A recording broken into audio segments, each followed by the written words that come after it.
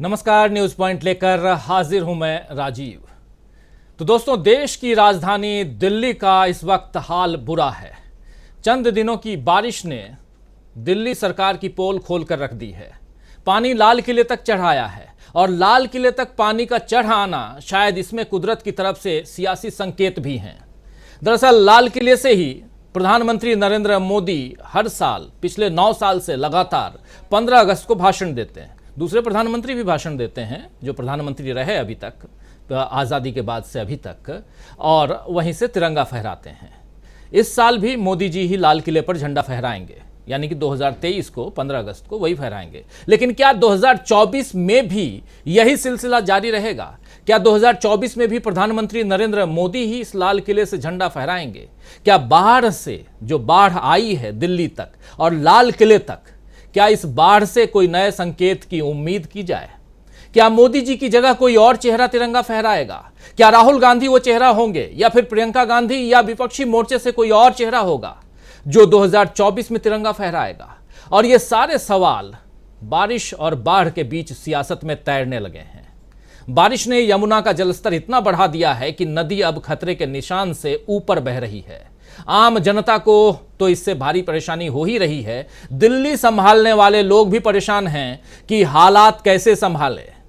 यही हालत इस वक्त सरकार की भी है और खासकर केंद्र सरकार की। दिल्ली में बैठी 2 सरकारें हैं, एक दिल्ली की सरकार यानी केजरीवाल की सरकार और एक देश की सरकार जो देश पर राज कर रही है यानी मोदी जी की सरकार। दरअसल मोदी सरकार के लिए रोज परेशानियों की बारिश हो रही है। मोदी जी फ्रांस के बेस्टिल डे की परेड में बतौर मुख्य अतिथि पहुंचे तो इससे पहले यूरोपीय संघ की संसद ने मणिपुर पर चर्चा के लिए प्रस्ताव दे दिया और इसके साथ ही बीजेपी पर हेट स्पीच को बढ़ावा देने और विभाजनकारी राजनीति करने का आरोप लगा दिया। हालांकि भारत ने इस पर कड़ा जवाब दे दिया है। लेकिन सोचने वाली बात यह है दोस्तों कि मोदी जी अब जब भी विदेश जा रहे हैं तो कोई ना कोई विरोध का मुद्दा खड़ा हो ही जाता है। ऑस्ट्रेलिया गए थे, आपको याद होगा। ऑस्ट्रेलिया में बीबीसी की डॉक्यूमेंट्री दिखाई गई।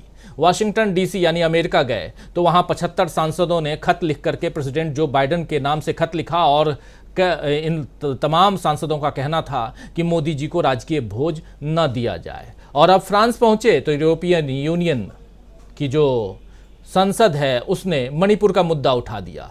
इधर राफेल डील में भ्रष्टाचार की जांच पर फिर से भारत से फाइल मांगी जा रही है कि आपके यहाँ क्या जांच हुई है। अनिल अंबानी की चिट्ठी सामने आ गई है। ये सारे हालात बता रहे हैं कि अगले साल मोदी जी का लाल किले तक पहुंचना बहुत मुश्किल है। इधर विपक्षी दल अटल बिहारी वाजपेयी की तर्ज पर एकजुट होकर, यहां नाम अटल बिहारी वाजपेयी का ले रहा हूं, क्यों ले रहा हूं जरा बताता हूं, क्योंकि उन्हीं की तर्ज पर एकजुट होकर चुनाव लड़ने की तैयारी कर रहे हैं। किसी एक विपक्ष के नेता ने ही बात कही है, इसलिए आप तक रख रहा हूं। जिस तरह वाजपेयी जी के चेहरे पर 96 में यानी 1996 के बाद बीजेपी ने चुनाव लड़ा और जीत हासिल की, वही काम इस बार विपक्ष करने जा रहा है। जरा इतिहास के पन्नों को पलटिए। 1996 तक देश का राजनीतिक माहौल बदल चुका था। इंदिरा गांधी और राजीव गांधी की हत्या हो गई थी। राम मंदिर को लेकर लालकृष्ण आडवाणी ने रथ यात्रा निकाल ली थी। कांग्रेस में नेतृत्व के लिए कोई मजबूत चेहरा नहीं था, जबकि बीजेपी में लालकृष्ण आडवाणी और अटल बिहारी वाजपेयी की दमदार जोड़ी थी। आडवाणी जी बीजेपी के अध्यक्ष थे, लेकिन उन्होंने अब की बारी अटल बिहारी कहकर ऐलान कर दिया कि अगर बीजेपी चुनाव जीती तो वाजपेयी जी ही प्रधानमंत्री बनेंगे। ये दांव काम आया और बीजेपी केंद्र तक पहुंचने में कामयाब हुई। अब विपक्ष इसी राह पर, इसी तर्ज पर चलता हुआ दिख रहा है। राहुल गांधी भले ही इस वक्त सांसद नहीं हैं और बीजेपी की पूरी कोशिश भी है कि वो किसी भी तरह से संसद तक ना पहुंचे, लेकिन इसमें भी बीजेपी दो तरफा मार खा रही है। कैसे खा रही है बताता हूं। अगर राहुल गांधी को संसद से 6 साल तक बाहर रहना पड़ता है तो यह बीजेपी के लिए बड़ा खतरा होगा, क्योंकि फिर राहुल गांधी जनता के बीच पहुंचते रहेंगे और कांग्रेस को सहानुभूति भी मिलती रहेगी और राहुल की राजनीति और राहुल की जो सिंप्लिसिटी है वो भी लोगों तक पहुंचती रहेगी। और अगर राहुल गांधी संसद पहुंचते हैं, यानी कि उनकी सांसदी बहाल हो जाती है, तो यह तय माना जा रहा है कि विपक्ष उन्हें ही पीएम फेस बनाएगा। पटना की बैठक में आप याद कीजिए कि लालू प्रसाद यादव ने राहुल गांधी को दूल्हा बनने की सलाह दी थी और इसका सियासी मायने जो है, इसका सियासी मतलब यही निकाला जा रहा है कि राहुल गांधी ही प्रधानमंत्री बनने जा रहे हैं या उन्हें ही विपक्ष प्रधानमंत्री बनने कहेगा कि आप प्रधानमंत्री का चेहरा बन जाइए। जरा सुन लेते हैं लालू प्रसाद यादव को, फिर से सुन चुके हैं आप लोग फिर भी, लेकिन यहां जरूरत है, सुनिए। तो हम लोग इकट्ठे हैं पूरा मजबूती के साथ। राहुल गांधी जी आए हैं। राहुल गांधी अच्छा काम किए, भारत दर्शन देश भर में पैदल दर्शन कराए, लोगों को घूमे, और लोकसभा में भी जो अच्छा काम किया अदानी के मामले में, ये जो घूम रहे थे उस वजह से अपना ही बढ़ा दिए। हाँ, तो घूमने लगे तो फिर ये बढ़ा लिए हैं। अब ज्यादा नीचे मत ले जाइए। पता नहीं कि नरेंद्र मोदी का है, पूरा नहीं सिलवाता है, इसलिए नीतीश जी का भी राय है कि अब और छोटा छोटा करना चाहिए। बात तो हम लोग का आप सलाह माने नहीं दिया, नहीं किया, शादी कर लेना चाहिए था। और अभी भी समय गया, बीता नहीं है, शादी करिए और हम लोग बाराती चलें और शादी करिए, बात मानिए। आपकी मम्मी हमको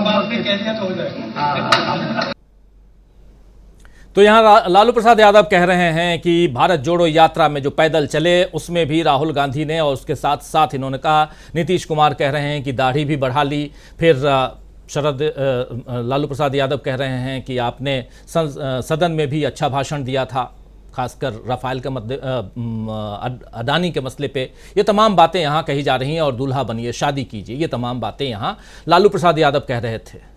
और यहाँ से विपक्ष जो है वो एक दूसरे ढंग से यहाँ एक मजबूती दिखाई दे रही है, और सेंटर पॉइंट में कहीं ना कहीं राहुल गांधी दिखाई दे रहे हैं। लेकिन दूसरी तरफ नीतीश कुमार और शरद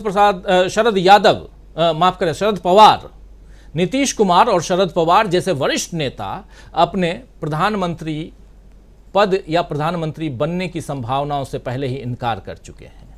शरद पवार को भी आपने सुन लिया पहले भी कि नहीं, मेरी कोई इच्छा नहीं है, और नीतीश कुमार भी कह चुके हैं। और विपक्षी दलों में अधिकतर नेता यही चाह रहे हैं कि अब प्रधानमंत्री की जो कुर्सी है वो कुर्सी राहुल गांधी को मिले। आगे हालात क्या मोड़ लेते हैं इस बारे में अभी से कुछ भी नहीं कहा जा सकता है, लेकिन फिलहाल सारी संभावनाएं राहुल गांधी की तरफ मुड़ रही हैं। राहुल अभी कांग्रेस और विपक्ष दोनों को मजबूत कर रहे हैं। अलग अलग राज्यों की कांग्रेस इकाइयों की रोज बैठकें ले रहे हैं, और उसमें चुनाव जीतने के साथ साथ बीजेपी को घेरने की रणनीति बनाई जा रही है। इधर बिहार में जेडीयू और आरजेडी, महाराष्ट्र में शिवसेना, एनसीपी, झारखंड में जेएमएम, तमिलनाडु में डीएमके, ऐसे तमाम दलों को उनका साथ और सहयोग मिल रहा है। और यही कारण है कि एनसीपी में फूट पड़ने के बाद भी शरद पवार अजित पवार पर भारी पड़ते दिख रहे हैं। दूसरी तरफ राहुल गांधी लगातार कुछ न कुछ ऐसा कर रहे हैं जिससे वो चर्चा में हैं, और चर्चा में बने रहने के लिए नहीं कर रहे हैं, बल्कि वो लोगों के बीच जा रहे हैं तो काम भी दिखाई दे रहा है। राहुल गांधी को आप लोगों ने देखा होगा ट्रक की सवारी करते हुए। वो पहले हिंदुस्तान में ट्रक ड्राइवर के साथ उन्होंने ट्रक की सवारी की, उसके बाद वो सीधे पहुंच गए अमेरिका, और अमेरिका में भी वाशिंगटन डीसी से न्यूयॉर्क तक ट्रक की सवारी की, और वहां के ट्रक और यहां के ट्रक के केबिन का फर्क उन्होंने बताया। और उसके बाद अब एक नोटिफिकेशन आ गया यहां भारत में कि हमारे यहां के ट्रक भी वैसे ही बनाए जाएंगे जैसे अमेरिका में है, एसी युक्त यानी कि एयर कंडीशनड केबिन होगा जहां ट्रक ड्राइवर घंटों चलते हैं। इस बीच एक एक मसला आया फ्रांस से, जिसकी चर्चा पहले कर चुका हूं और कल भी हम लोगों ने चर्चा की, वो है राफेल का मामला। क्योंकि प्रधानमंत्री नरेंद्र मोदी 2 दिन की यात्रा पर फ्रांस पहुंचे हैं, और वहां पहुंचने से पहले मीडिया पार्ट, जो मीडिया हाउस है, उसने कल एक खुलासा किया। उस खुलासा पर हम लोगों ने कल चर्चा की थी। हमारे साथ कल स्पेशल गेस्ट के रूप में परंजय गुहा ठाकुरता थे, उन्होंने भी बहुत सारी बातें बताई, आप लोगों ने सुना कल के प्रोग्राम में। और लेकिन राफेल के मसले पे आज नहीं बल्कि 4 साल पहले भी राहुल गांधी जो बात कह रहे थे वही बात आज भी कह रहे हैं। राहुल गांधी ने 4 साल पहले संसद भवन से, सदन से बाहर निकलते हुए, सदन के बाहर जो बातें कही थी, रखी थी रफाल मसले पे, वो आज भी चर्चा में है और कल से बहुत ज्यादा चर्चा में। आइए जरा सुन लेते हैं 4 साल पहले राहुल गांधी ने रफाल मसले पे कहा क्या था, सुनिए जरा। Nothing is going to save the Prime Minister for Rafale. The evidence on Rafale is open and shut. It is pretty clear that the Prime Minister has personally helped Mr. Anil Ambani get 30,000 crores. The Defence Minister spoke for 2.5 hours. I have a simple question. Please tell the country, when Mr. Narendra Modi bypassed the old Rafale deal, did the Air Force, did the Defence Ministry raise an objection? So on the That's my question. I'm expecting a yes/no answer. The Defence Minister is not able to give one. Neither is the Prime Minister. And believe me when I tell you that the nation is going to 100% know that Narendra Modi has taken 30,000 crores rupees of the people's money and given it to his friend Anil Ambani. 100% without shadow of doubt, the nation will know this. Thank you. देखिए 4 साल पहले एक नेता, उसका नाम है राहुल गांधी, क्या बात कर रहा है। वो नेता यानी राहुल गांधी कह रहे हैं कि 3 लोगों का नाम ले रहे हैं, एक प्रधानमंत्री का, दूसरा अनिल अंबानी का और तीसरा नाम जो है वो इंसान नहीं बल्कि वो जहाज है और उसका नाम है रफाल। रफाल डॉसाल्ट एविएशन लिमिटेड बनाने वाली एक कंपनी है, वो बनाती है, उससे, यह फ्रांस की कंपनी है, उससे डील होता है और 30,000 करोड़ रुपए की डीलिंग में कहीं ना कहीं गड़बड़ घोटाला है, ये कह रहे हैं राहुल गांधी। और अभी भी वही बात चल रही है, आज की तारीख में 4 साल बाद भी वही बात चल रही है। आज जब प्रधानमंत्री नरेंद्र मोदी वहां पहुंचे हैं तो ये रफाल फिर से उनका पीछा कर रहा है, ये जिन्न फिर से बाहर निकल आया है। इसलिए भी बाहर निकल आया है क्योंकि वो चिट्ठी सामने आई है, जिस चिट्ठी में अनिल अंबानी की चिट्ठी, जिसमें कहीं ना कहीं अनिल अंबानी को इस मामले में, उनकी कंपनी को ये डील देने के लिए इंडिया में और उसको बेनिफिट पहुंचाने के लिए ये तमाम बातें कही गई थी। ये चिट्ठी देखिए आपके सामने, रिलायंस के लेटर हेड पे है। दूसरी तरफ तो ये एक मामला है। दूसरा मामला, प्रधानमंत्री जब फ्रांस पहुंच चुके हैं तो यूरोपियन यूनियन में, उसके संसद में, पार्लियामेंट ऑफ यूरोपियन यूनियन, वहां पर मणिपुर को लेकर चर्चा हो रही है। उसी मणिपुर को लेकर के, जहां का, यानी उस मणिपुर का म तक अभी प्रधानमंत्री नरेंद्र मोदी ने नहीं कहा। लोग तो ये कह रहे हैं कि जब मणिपुर की घटना परवान चढ़ रही थी तब प्रधानमंत्री नरेंद्र मोदी अमेरिका चले गए। अब दिल्ली में बाढ़ है तो प्रधानमंत्री चले जाते हैं फ्रांस, और उस फ्रांस में भी कुछ ना कुछ गड़बड़ हो रहा है। तो मणिपुर जब राहुल गांधी पहुंचे थे तो उन्होंने भी मीडिया से उस वक्त भी बात की थी। मणिपुर में क्या कुछ कहा था उन्होंने, ये भी सुन लेते हैं जरा राहुल गांधी को। राहुल गांधी पर केंद्रित ये कार्यक्रम, और उसमें क्या राहुल गांधी 2024 की तैयारी में राहुल सब पर भारी दिखाई दे रहे हैं, ये हम समझने की कोशिश करेंगे, लेकिन जरा इसको भी सुन लेते हैं। मणिपुर में उन्होंने कहा क्या था। मणिपुर को शांति की जरूरत है, हिंसा से कुछ नहीं होने वाला है। मैं यहाँ हाजिर हूँ, जो भी मैं कर सकता हूँ, जो भी मदद मैं कर सकता हूँ शांति के लिए, मैं करने के लिए तैयार हूँ। धन्यवाद। प्रधानमंत्री की चुप्पी, सर पीएम की चुप्पी पे क्या कहेंगे राहुल जी? पीएम की चुप्पी पे आप क्या कहेंगे?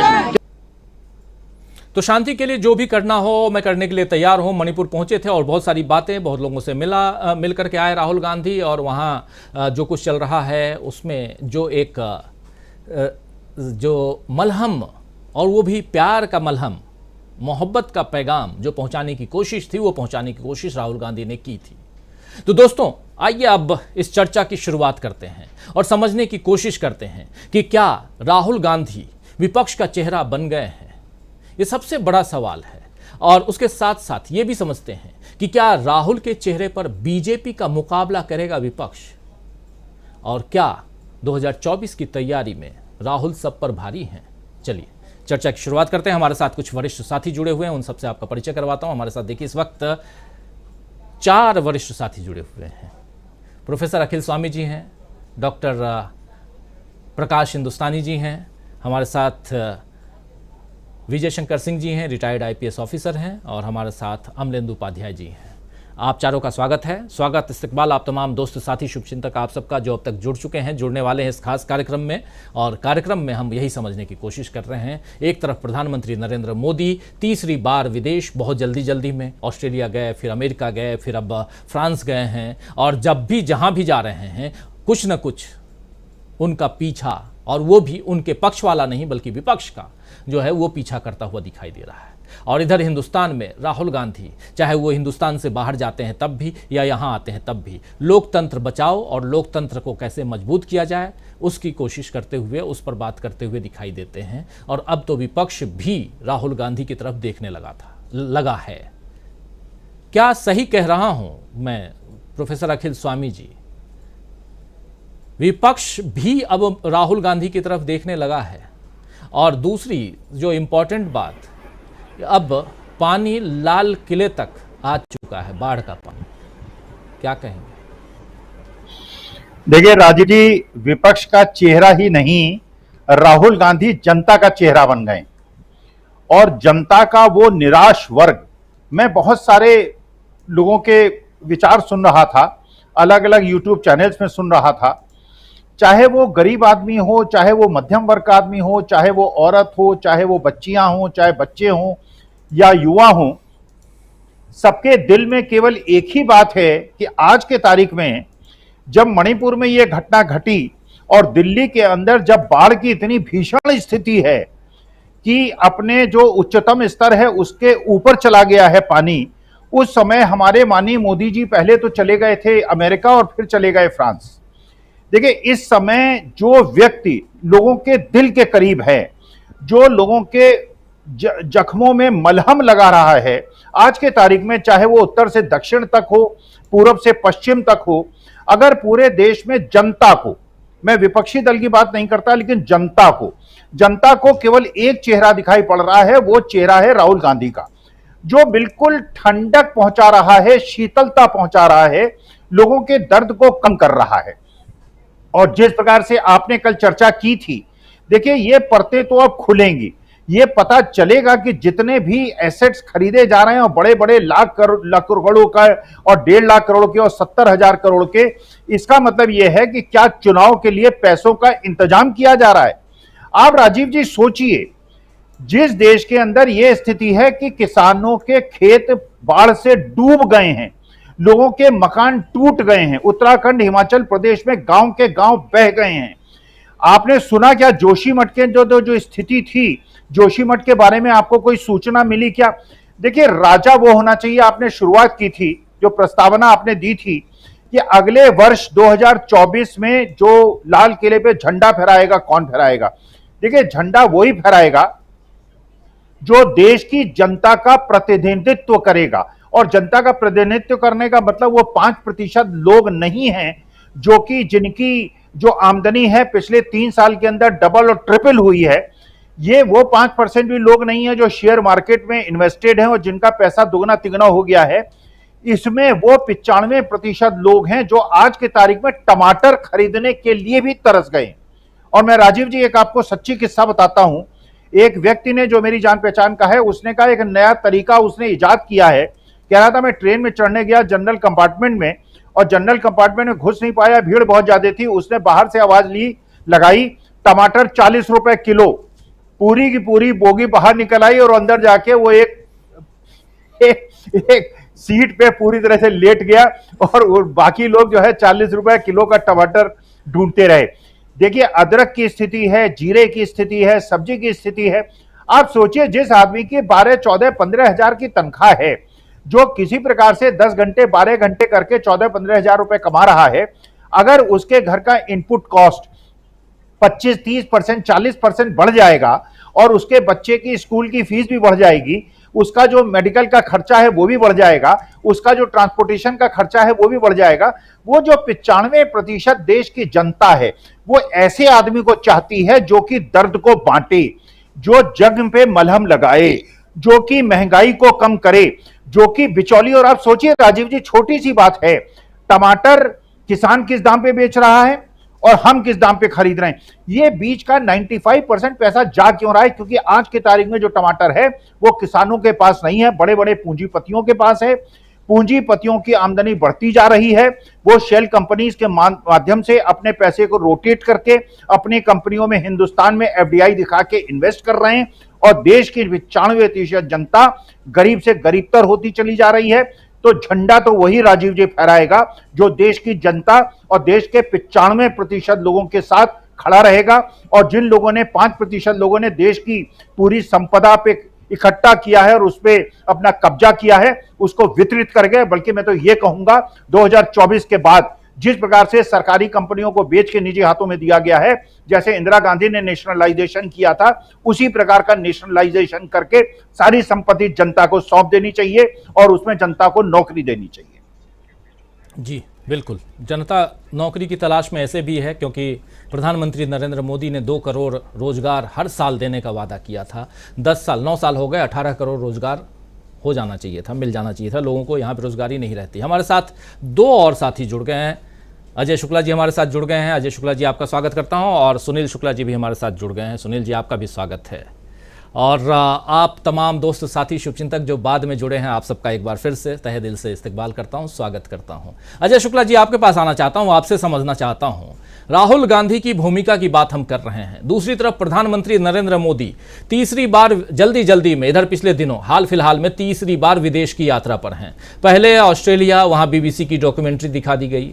अमेरिका जाते हैं प्रधानमंत्री नरेंद्र मोदी। 75 सांसद जो हैं वो जो बाइडेन को चिट्ठी लिखते हैं कि किसको राजकीय भोज पे बुला रहे हो, हिंदुस्तान में देखो क्या हालत है और आप उनको राजकीय भोज पे बुला रहे हो। अब पहुंचते हैं फ्रांस, तो उससे पहले एक नया खुलासा हो जाता है राफेल पे और यूरोपियन यूनियन के संसद में, पार्लियामेंट में मणिपुर पर चर्चा होने लगती है। तो ये विश्व गुरु जो प्रधानमंत्री नरेंद्र मोदी जिनको बनाना है, उनके जो समर्थक हैं वो बनाना चाहते हैं, विश्व गुरु बनने से पहले ही कहीं ना कहीं एक झटका लगता हुआ दिखाई दे रहा है प्रधानमंत्री नरेंद्र मोदी को। दूसरी तरफ राहुल गांधी को बड़ा झटका दिया गया। झटका ये कि 2 साल की सजा हो गई, उनकी सांसदी चली गई, उनका बंगला छीन लिया गया, बेघर हो गए। और उसके बाद भी राहुल गांधी कभी ट्रक में बैठते हैं, कभी बस में बैठते हैं, कभी स्कूटी में बैठते हैं, कभी खेत में जाकर धान बोने लगते हैं, रोपने लगते हैं। और उसके अलावा इतना ही नहीं, लालू प्रसाद जैसे कद्दावर नेता कहते हैं कि अब दूल्हा बन जाओ। तो दूल्हा बन जाओ कहते हैं तो कई लोग बोलते हैं कि दूल्हा इसलिए बोल रहे हैं क्योंकि विपक्ष चाहता है कि राहुल गांधी प्रधानमंत्री का चेहरा रहें। तो आपसे समझना चाहता हूं। और इतना ही नहीं, मणिपुर चले जाते हैं, जिस मणिपुर का म तक नहीं बोलते प्रधानमंत्री नरेंद्र मोदी, मणिपुर भी चले जाते हैं। दिल्ली में बाढ़ आई है, प्रधानमंत्री वहां चले गए, ये भी लोग कह रहे हैं। तो एक तुलना होने लगी है और ये तुलना हम और आप ही नहीं कर रहे हैं, बल्कि ये तुलना अब अमित शाह भी कर रहे हैं। वो जाते हैं, लोगों से पूछते हैं कि आपको कैसा, कौन प्रधानमंत्री चाहिए, राहुल गांधी चाहिए या प्रधानमंत्री नरेंद्र मोदी जो अभी हैं वो चाहिए। इतनी बातें हो रही हैं, इन सब के बीच राहुल गांधी को आप कहां देख रहे हैं? और क्या सचमुच विपक्ष की बात अगर आती है तो राहुल विपक्ष के नेता के रूप में आपको दिखाई देते हैं? यदि बात करें राजीव जी, तो सबसे बड़ी बात कि यदि राहुल गांधी विपक्ष के नेता के तौर पे नहीं है तो और है कौन? सबसे बड़ा सवाल है। क्योंकि और कोई ऐसा नहीं है जो समग्र विषय उठा रहा हो, जो देश से जुड़े हुए हर मुद्दे को, हर सवाल पर जो है बात कर रहा हो। वो सरकार को के ऊपर यदि आक्षेप लगाता है तो प्लानिंग भी देता है कि कैसे उसका समाधान होगा। वो न्याय योजना भी बताता है। वो व्यक्ति है जो बताता है कि कैसे किस गरीब को किस तरीके से कैसे समृद्ध किया जाएगा। यदि वो ट्रक में यात्रा करता है और भारत के ट्रकर्स की और अमेरिका के ट्रकर की तुलना करता है तो भारत की सरकार मजबूर होती है कहने के लिए कि नहीं, ट्रक में ड्राइवर का केबिन एसी बनाया जाए। तो ये सारी चीजें इस बात से, वो जब मणिपुर जाते हैं तो मणिपुर में जाते हैं और सारे मुद्दे उठाते हैं तो सरकार घबरा जाती है और तुरंत वहां के मुख्यमंत्री समेत सबको बुला के और तमाम डायरेक्शंस दिए जाते हैं। तो आप इससे समझ लीजिए कि राहुल गांधी कम से कम कुछ हो ना हो, वो जहां जिस चीज पे बोल देते हैं कुछ ना कुछ तो होने लगता है। और जब वो अदानी पर बोल देते हैं तो सदस्यता चली जाती है। जब वो तमाम सच खोलने लगते हैं तो उनके ऊपर हमले होने लगते हैं, बेघर कर दिया जाता है। लेकिन फिर भी वो आदमी डरता नहीं। मैं चंडीगढ़ में बैठा हूं, यहां से थोड़ी दूरी पे है, वैसे दिल्ली और चंडीगढ़ दोनों के हिसाब से देखें तो बीच में है। सोनीपत के बड़े इंटीरियर में मदीना गांव, और वहां पहुंचा वो शख्स, और टीवी चैनल या पत्रकारों को लेके नहीं पहुंचा है, अचानक पहुंचा। अचानक जो सारी चीजें हुई वहां के लोगों ने और सबने जो फोटो करी, वीडियो बनाए और वो बनाए, वो इकट्ठे करके फिर पूरा बनाया गया उसको। लेकिन आप एक चीज समझिए, वो पहुंच के किसानों के दर्द को समझ ले रहा है, उनके साथ ये समझ रहा है कि हाँ किस तरह है। हमारे प्रधानमंत्री भी गए थे खेत पे, एक फावड़ा दिखाते हुए और फोटो खिंचा लेते हैं और खेत से ही हाथ हिला लेते हैं। तो अब आप समझ सकते हैं, तो दोनों का अंतर है। एक कीचड़ में और सब चीज में समते हुए जाता है, किस तरीके से करता है, तो उससे तो ये अंतर है कि राहुल गांधी नहीं तो और कौन। और इस समय जब आप बात कर रहे हैं, देश के 4 राज्य बुरी तरीके से बाढ़ की स्थिति झेल रहे हैं।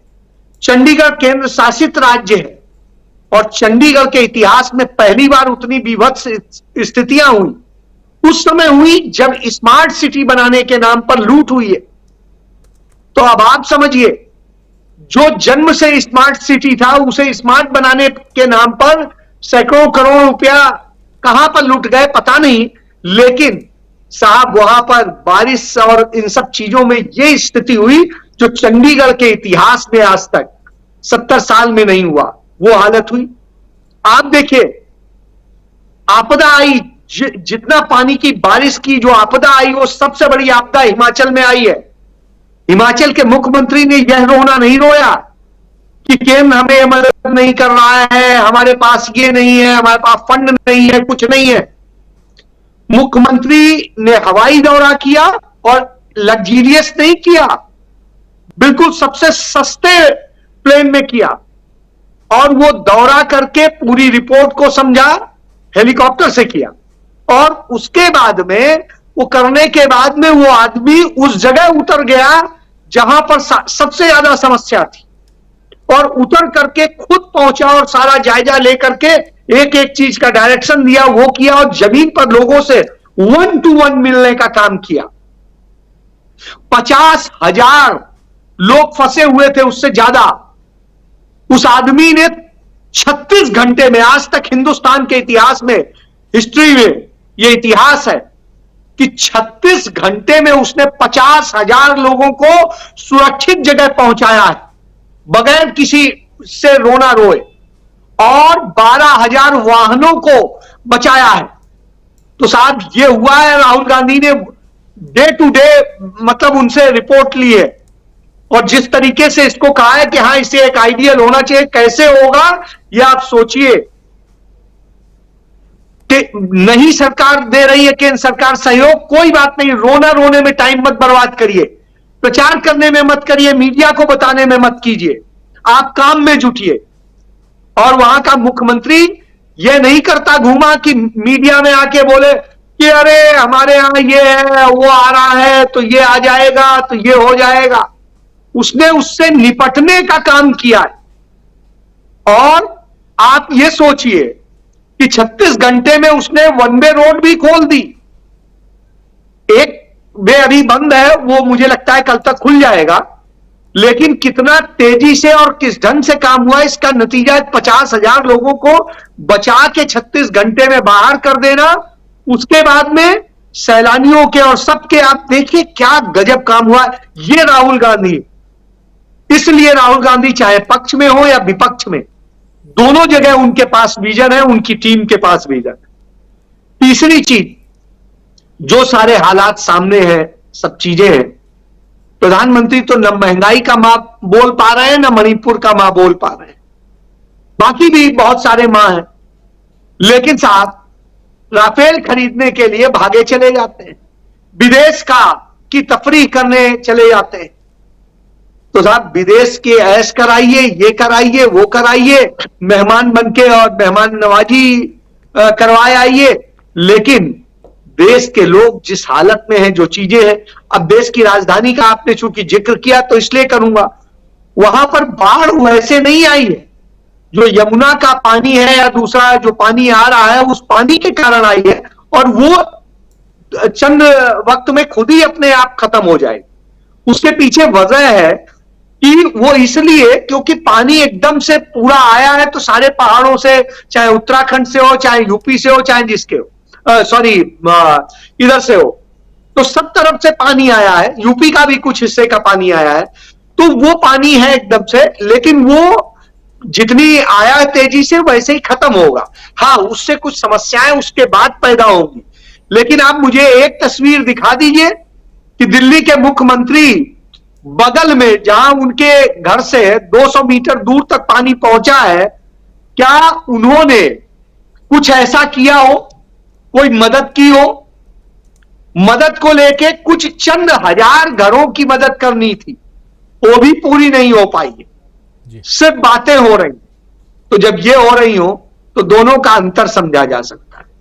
तो इस तरह की स्थिति हो, तो इसलिए मेरा मानना है कि काम करना, विपक्ष का चेहरा देना, सवाल उठाना, ये सारे काम राहुल गांधी से बखूबी और न कोई कर पा रहा है। यही वजह है कि मोदी सरकार उनके नाम से डरती है, उनके नेता उनके नाम से डरते हैं और तमाम लांछन लगाते हैं। जी जी जी, बिल्कुल सही कह रहे हैं। और इधर बारिश, बाढ़, इससे तबाही, और दूसरी तरफ प्रधानमंत्री नरेंद्र मोदी और तीसरी तरफ राहुल गांधी, दो चेहरे समानांतर चलते हुए दिखाई दे रहे हैं।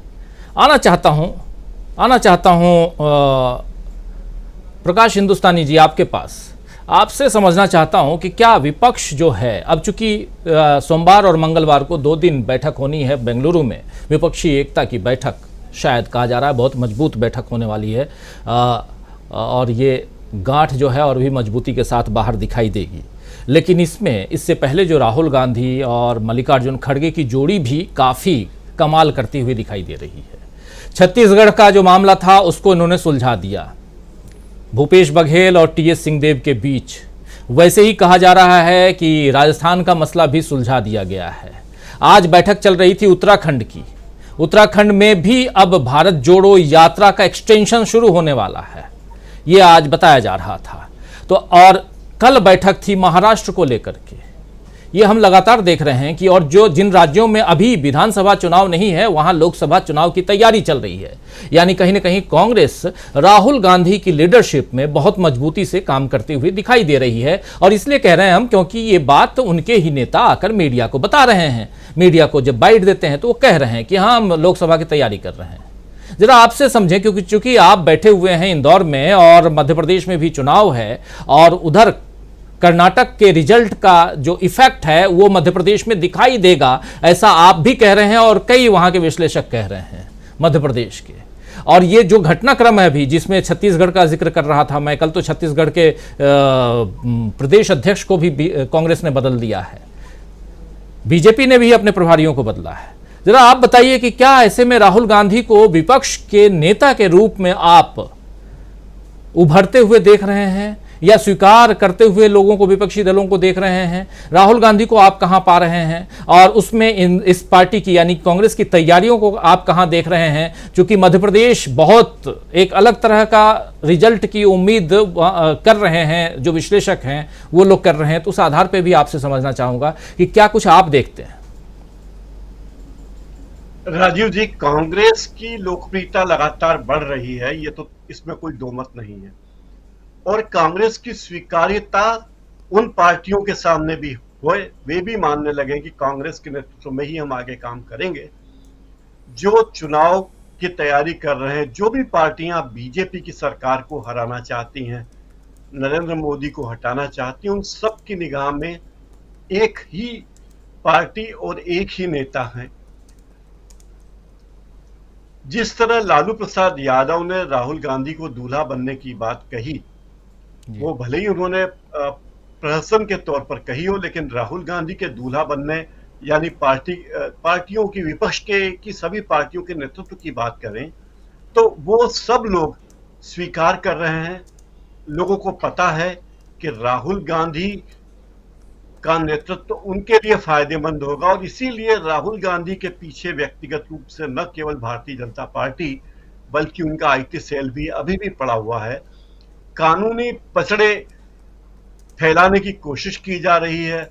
मोदी एक दूसरे मोदी फिर कोर्ट में जा रहे हैं कि राहुल गांधी के खिलाफ मामला खत्म न किया जाए, उन्हें राहत न दी जाए।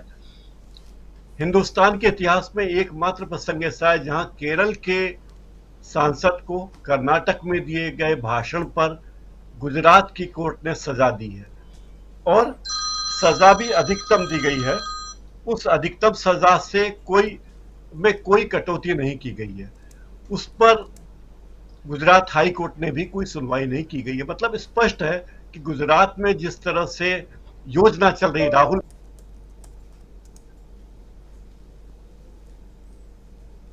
प्रकाश जी शायद डिस्कनेक्ट हो गए हैं, आते हैं उनके पास। लेकिन अमलेंदु उपाध्याय जी, कैसे देखते हैं आप, कहां देख रहे हैं आप राहुल गांधी को, कहां देख रहे हैं आप विपक्ष को, और क्या विपक्ष स्वीकार करेगा राहुल गांधी को? राजीव, मुझे लगता है कि अब क्या लगाने की आवश्यकता है नहीं, स्वीकार्यता राहुल गांधी की हो चुकी है। तो राहुल, जब लालू प्रसाद यादव ने कहा कि आप दूल्हा बन जाइए, तो वो सिर्फ दूल्हा बनने की बात नहीं थी, वो बाकायदा विपक्ष का नेतृत्व करने का एक तरीके से आह्वान था। और लालू यादव ने जब कोई बात कही तो जाहिर सी बात है कि लालू यादव की हर बात पॉलिटिकल होती है, वो चाहे व्यक्तिगत ही वाली क्यों ना की जाए। और चूंकि एक पॉलिटिकल कार्यक्रम में वो बात कही तो उसके राजनीतिक अर्थ निश्चित तौर पे हैं। दूसरी बात यह है कि जिस तरीके से इस समय परिस्थितियां बन रही हैं और जिस तरीके से केंद्र सरकार के हमले हो रहे हैं क्षेत्रीय दलों के ऊपर, उसमें जाहिर सी बात है कि क्षेत्रीय दलों के सामने सबसे बड़ी चुनौती जो है स्वयं को बचाने की इस समय है। और ऐसे में उनको बचा कौन सकता है या वो बच कैसे सकते हैं? तो वो तभी बच सकते हैं कि जब लड़ाई के मोर्चे पर राहुल गांधी मौजूद हो, और राहुल गांधी इस लड़ाई के मोर्चे पर आगे मौजूद है। राहुल गांधी लड़ाई का नेतृत्व करने के लिए भी तैयार है बिना कहे हुए। तो मुझे लगता है कि वे औपचारिक जो प्रस्ताव है वो सिर्फ पास होना बाकी है कि राहुल गांधी जो है इस मोर्चे का एक तरीके से नेतृत्व करेंगे। अब राहुल गांधी के नेतृत्व करने का मतलब ये बिल्कुल नहीं है कि राहुल गांधी प्रधानमंत्री पद के जो उम्मीदवार घोषित हो गए। अभी प्रधानमंत्री बनने की कोई बात ही नहीं, अभी तो इस सरकार के खिलाफ एक मजबूत मोर्चा बनने, उस मोर्चे के नेतृत्व का सवाल है कि उस मोर्चे का नेतृत्व कौन करेगा और चुनाव तक जो है उसको कौन लीड करेगा। तो जाहिर सी बात है कि जो चुनाव को लीड करेगा, चुनाव के बाद परिस्थितियां जो हैं और कमान जो है वो उसी के हाथ में होगी जो इस लड़ाई का नेतृत्व करेगा। वो फिर बाद में तय होगा कौन प्रधानमंत्री बनता है, कौन प्रधानमंत्री नहीं बनता, किस तरीके से बनता है, क्या समीकरण बनती है, वो सब चीजें मुझे लगता है ये बात की होंगी। कोई इससे पहले शायद तय होगा भी नहीं कि कौन प्रधानमंत्री बनेगा, लेकिन नेतृत्व तो राहुल गांधी करेंगे। मुझे लगता है इसमें कोई अब दो राय नहीं रह गई है, और राहुल गांधी भी जो है यह मन से स्वीकार कर चुके हैं। मुझे लगता है कि तैयार है इसलिए पूरी तरीके से कि उन्हें प्रधानमंत्री नरेंद्र मोदी के सामने और भारतीय जनता पार्टी के सामने एक मजबूत विपक्ष जो है वो खड़ा करना है और एक मजबूत नेतृत्व है वो देना है। भारत जोड़ो यात्रा के बाद राहुल गांधी एक जननायक की छवि निश्चित तौर पर उभरी है, और जिस तरीके से राहुल गांधी ने सदन के अंदर खड़े होकर के आजादी के मसले पर भाषण दिया, और जिसको लालू प्रसाद यादव ने भी उसकी बहुत तारीफ की उस बैठक में, तो उसके बाद फिर ये मील का पत्थर राजीव जी हो गया कि राहुल गांधी हर मोर्चे पर इस सरकार को कड़ी चुनौती देने के लिए तैयार है, और विचार के मसले पे और क्या मुद्दे होंगे उन पे उनकी राय एकदम स्पष्ट है, और उन मुद्दों से वो डिगे नहीं है, उन मुद्दों से वो हटे नहीं, उन मुद्दों पे लगातार बात वो कर रहे हैं। अब आप देखिए कि कर्नाटक चुनाव जीतने के बाद भी जिस तरीके से कांग्रेस की सोशल मीडिया टीम जो है वो राहुल गांधी के जो वीडियोस पुराने जारी करती है या नए भी जारी करती है, तो उसमें वो 20,000 करोड़ रुपया क्या है उसका सवाल निश्चित तौर पर होता है। यानी कि अडानी का मुद्दा कहीं गया नहीं है, अडानी का मुद्दा इस समय कायम है। तो अडानी के मुद्दे पर बातचीत हो रही है। राष्ट्रीय सुरक्षा के मसले पे भी सरकार को घेरने के तमाम सवाल किए जा रहे हैं, राहुल गांधी उन सब सवालों को लगातार कर रहे हैं। रोजगार के मोर्चों को लेकर के जो इस सरकार की नीतियां हैं उन पर राहुल गांधी लगातार हमला कर रहे हैं, और महंगाई को लेकर के भी राहुल गांधी लगातार हमला कर रहे हैं। यानी ये सरकार जिन जिन मोर्चों पर घिर सकती है और जनता के बीच जो सवाल मौजूद है, जनता के बीच जो सवाल जो है उठ रहे हैं, उनको राहुल गांधी उठा रहे हैं, उस सरकार के ऊपर सवाल दाग रहे हैं। तो इससे ये सरकार जो है मुझे लगता है कि वो निश्चित तौर पे डगमाती है, और विपक्ष के सामने भी एक जो तस्वीर स्पष्ट रूप से सामने आती है कि किन मोर्चों पर जो है राहुल गांधी नेतृत्व करने के लिए तैयार है। जो विपक्षी दल किसी भी कमजोरी की वजह से कह लीजिए, चाहे वो केंद्र का दबाव कह लीजिए, चाहे ईडी सीबीआई के दबाव कह लीजिए, चाहे अपनी कुछ राजनीतिक कलेबाजी कुछ कह लीजिए, जो जनता के मुद्दे उठाने से अब तक कतराते थे या नहीं उठाते थे, उनमें भी एक जो है साहस आया है कि वो जनता के मुद्दों पर बातें करें। तो राहुल गांधी जो सरकार को ही विवश नहीं कर रहे हैं कि वो जनता की बातें सुने, इस विपक्ष को भी मजबूत कर रहे हैं कि आपको भी जनता के मुद्दों की बातें करनी होंगी। तो एक चीज तो आदमी मुझे लगता है कि बिल्कुल साफ है कि राहुल गांधी अब नेतृत्व करने को तैयार है, और विपक्ष भी इस बात को तैयार है कि राहुल गांधी इसकी कमान संभाले। जो बेंगलुरु की बैठक होगी राजीव जी, उसमें निश्चित तौर पे कई चीजें सामने खुलकर के आ जाएंगी, और लाइन ऑफ एक्शन जो है मुझे लगता है वो भी तय हो जाएगा। तो इसलिए मुझे लगता है कि 17-18 को जो वहां से बेंगलुरु से संदेश आएगा, और आप उसको कह सकते हैं एक तरीके से कि वो बेंगलुरु घोषणा पत्र जो है वो 2024 के चुनाव की एक रूपरेखा और चुनाव के मुद्दे और नेतृत्व, वो सब कुछ जो है एक तरीके से उसकी साफ स्पष्ट झलक मिलेगी राजीव जी। बिल्कुल बिल्कुल, हमारे साथ जुड़ गए हैं प्रोफेसर रविकांत जी। रविकांत जी, आपका स्वागत करता हूं इस कार्यक्रम में, और आना चाहता हूं सुनील शुक्ला जी आपके पास। सुनील जी, किस रूप में आप देखते हैं, देखिए बहुत इम्पोर्टेंट चर्चा इसलिए इस आधार पर भी कि एक तरफ बीजेपी अपने कुनबे को मजबूत करने की कोशिश में है, और विपक्षी दल भी अपने कुनबे को मजबूत करने की कोशिश में है, और उसमें सबसे बड़ी बात कि राहुल गांधी न सिर्फ उभरते हुए नेता, यहाँ राहुल गांधी को अगर उभरते हुए नेता कहें तो शायद ये गलत होगा, बल्कि राहुल गांधी यहाँ बहुत ही परिपक्व तौर पे आगे बढ़ते हुए दिखाई दे रहे हैं। चाहे वो महाराष्ट्र की बात हो, चाहे वो उत्तराखंड की बात हो। देखिए, ना महाराष्ट्र में भी चुनाव है, ना ही उत्तराखंड में चुनाव है। तो यहाँ आज की तारीख में ज़रूरत क्या थी महाराष्ट्र और उत्तराखंड को लेकर के बैठक करने की? एक दिन पूरा आप महाराष्ट्र पे देते हैं, दूसरे दिन पूरा का पूरा आप उत्तराखंड पे देते हैं। आप छत्तीसगढ़, तेलंगाना, मध्य प्रदेश, राजस्थान, इन तमाम राज्यों में जहां चुनाव हैं वहां की तैयारियां पूरी कर चुके हैं। पहली बार ऐसा दिखाई दे रहा है कि कांग्रेस हर मोर्चे पर पहले से तैयार नजर आ रही है। क्या आपको भी ऐसा लग रहा है? और अगर ऐसा है तो फिर ये प्रभाव विपक्षी दलों पर तो पड़ ही रहा होगा। आज की तारीख में चाहे नीतीश कुमार को ले लें, चाहे शरद पवार को ले लें, चाहे ममता बनर्जी को ले लें, या उत्तर प्रदेश में अखिलेश यादव को ले लें, ये 4 प्रमुख नेताओं का जिक्र यहां कर रहा हूं। कैसे देख रहे हैं आप? धन्यवाद राजीव जी। अगर सत्तारूढ़ दल को अपने सहयोगियों की तलाश विभिन्न राज्यों में करनी पड़ रही है, तो यह हालात किसने पैदा किया? अगर सत्तारूढ़ दल के खिलाफ कोई राजनीतिक माहौल इस देश में बना, तो ये स्थितियां किसने पैदा की? लोगों के मन में सरकार के डिलीवरीज को लेकर के तमाम तरह के संदेह, तमाम तरह की नाराजगियां, अगर एक बनना के वातावरण बनने की प्रक्रिया शुरू हुई, तो इसकी कोशिश किसने की?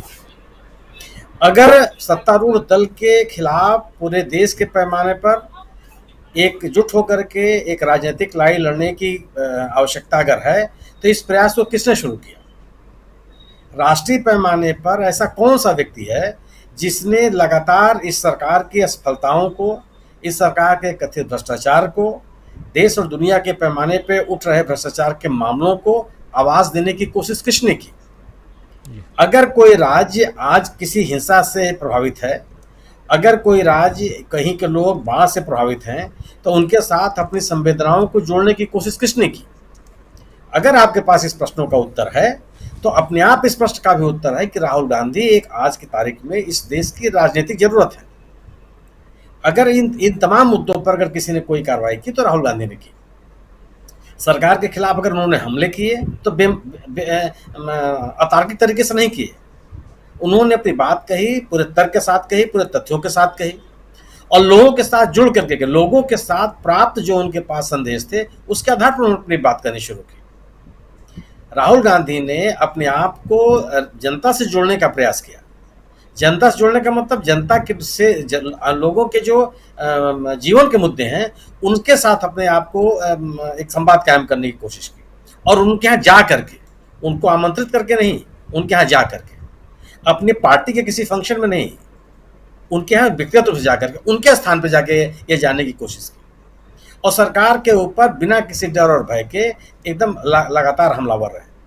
एक तरफ जब पूरे देश में यह माहौल बन रहा था कि जो विपक्षी नेता हैं वह भ्रष्टाचार और अपने तमाम गड़बड़ियों के कारण केंद्रीय एजेंसियों से इतने डरे हुए हैं कि उनके पास साहस नहीं है कि सरकार के खिलाफ मुंह बोल सकें, वैसे में अगर कोई एक नेता सरेआम खुले आसमान के नीचे आंख में आंख मिला करके अगर सरकार पर हमलावर हुआ तो क्या जनता उसको स्वीकार नहीं करेगी?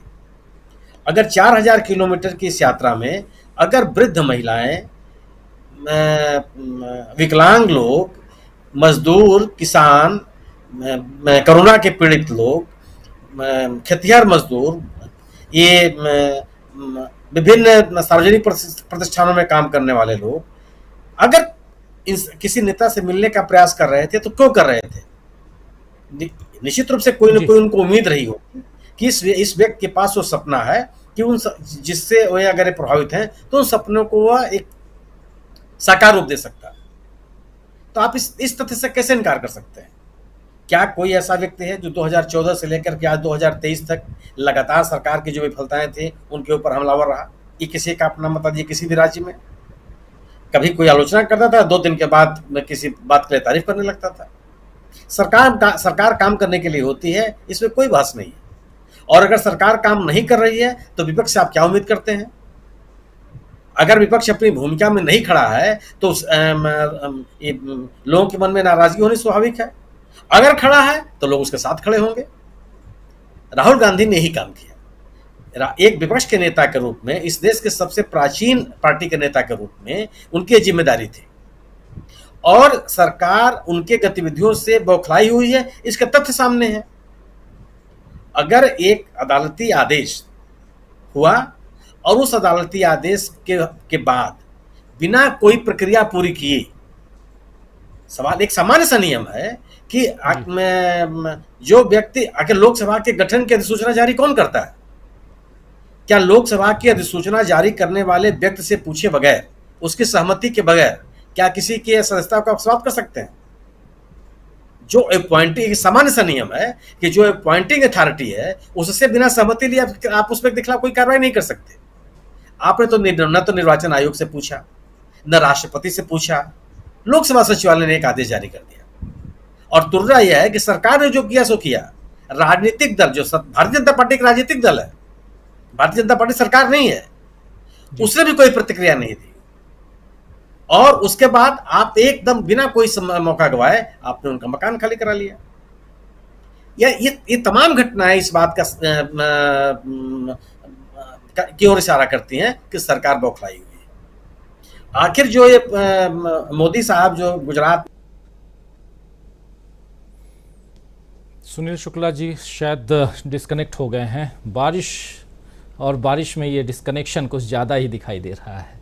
खैर, जल्दी आते हैं तो उनके पास फिर से चलेंगे। आना चाहता हूं प्रोफेसर रविकांत जी आपके पास। रविकांत जी, सीधा सवाल, क्या विपक्ष के नेता के रूप में, चेहरा के रूप में आप राहुल गांधी को देख रहे हैं? क्या ऐसा हम अभी 17-18 तारीख को देखने वाले हैं?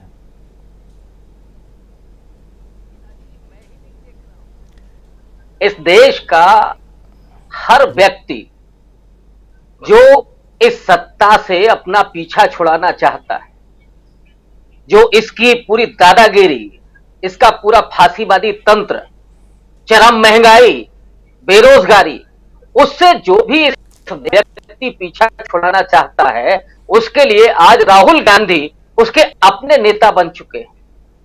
और इसीलिए मैं पिछले दिनों बराबर इस बात को कहता रहा हूं कि राहुल गांधी ने पिछले 1 वर्ष में जनता के लोगों के दिलों में इतनी जगह बना ली है कि अब वो जननायक बनकर के उभर आए हैं। सबसे अच्छी बात यह है कि गांधी बेहद विनम्र और बेहद सरल सहज आज भी बने हुए हैं, वरना जैसे ही व्यक्ति की लोकप्रियता बढ़ती है वो हवा में उड़ने लगता है। इवन अपने आसपास किसी दूसरे को भी नहीं खींचने देता है। हम लोग देख ही रहे हैं इस देश में जो हो रहा है। लेकिन राहुल गांधी बेहद लोकतांत्रिक और बेहद मिलनसार और यहां तक कि सबको जोड़ करके चलने वाले एक नेता के रूप में उभर रहे हैं।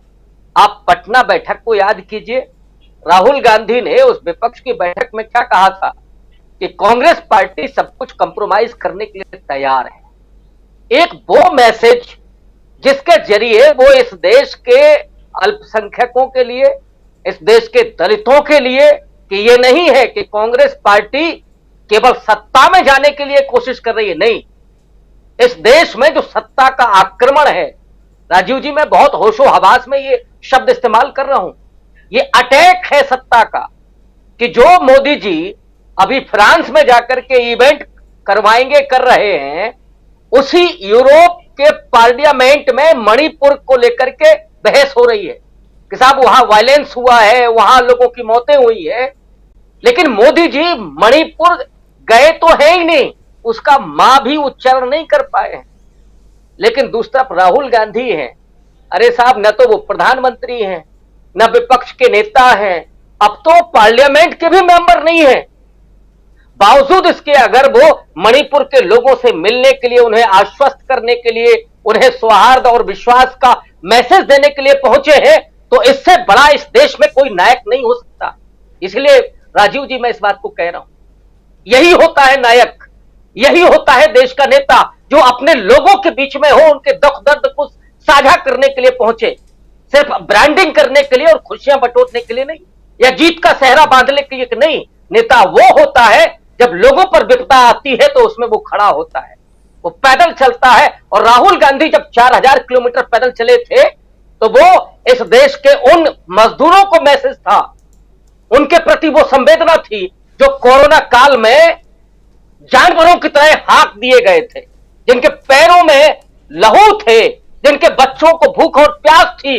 वो राहुल गांधी जब निकलते हैं तो वो मजदूर इस बात को महसूस करते हैं कि एक व्यक्ति है जो हमारी तरह पैदल चल रहा है। इसलिए राहुल गांधी आज विपक्ष की सबसे बड़ी आवाज, सबसे विश्वसनीय नेता और सबसे सहज और सरल व्यक्तित्व के रूप में हमारे सामने है। और मैं फिर कह रहा हूं कि राहुल गांधी का जब इतिहास लिखा जाएगा तो वो स्वर्ण अक्षरों में होता है कि नहीं होता है, होगा उसी स्याही से, लेकिन उसकी जो भाषा होगी, उसके जो अल्फाज होंगे, वो दिखाएंगे कि एक ऐसे समय पर जब चारों तरफ सत्ता का आक्रमण था, संवैधानिक संस्थाएं नष्ट हो रही थीं, लोकतंत्र रसातल में चला गया था, मीडिया भक्ति में तब्दील हो गया था, उस समय एक व्यक्ति था जो लोगों की बात कर रहा था, लोगों से मिल रहा था, लोगों के लिए काम कर रहा था और उनके दुख दर्द को बांट रहा था। और इसीलिए मैं फिर दोहरा रहा हूं कि राहुल गांधी आज केवल विपक्ष के नेता नहीं है,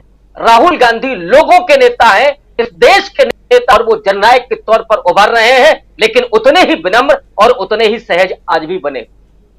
जी, विनम्रता है, सहजता है, राहुल गांधी की ये एक अलग पहचान है। हमारे साथ तमाम आप साथी जुड़े हुए हैं। सुनील शुक्ला जी डिस्कनेक्ट हो गए थे बीच में, दोबारा आता हूं सुनील जी आपके पास, लेकिन एक कमेंट लेना चाहता हूं विजय शंकर जी आपसे।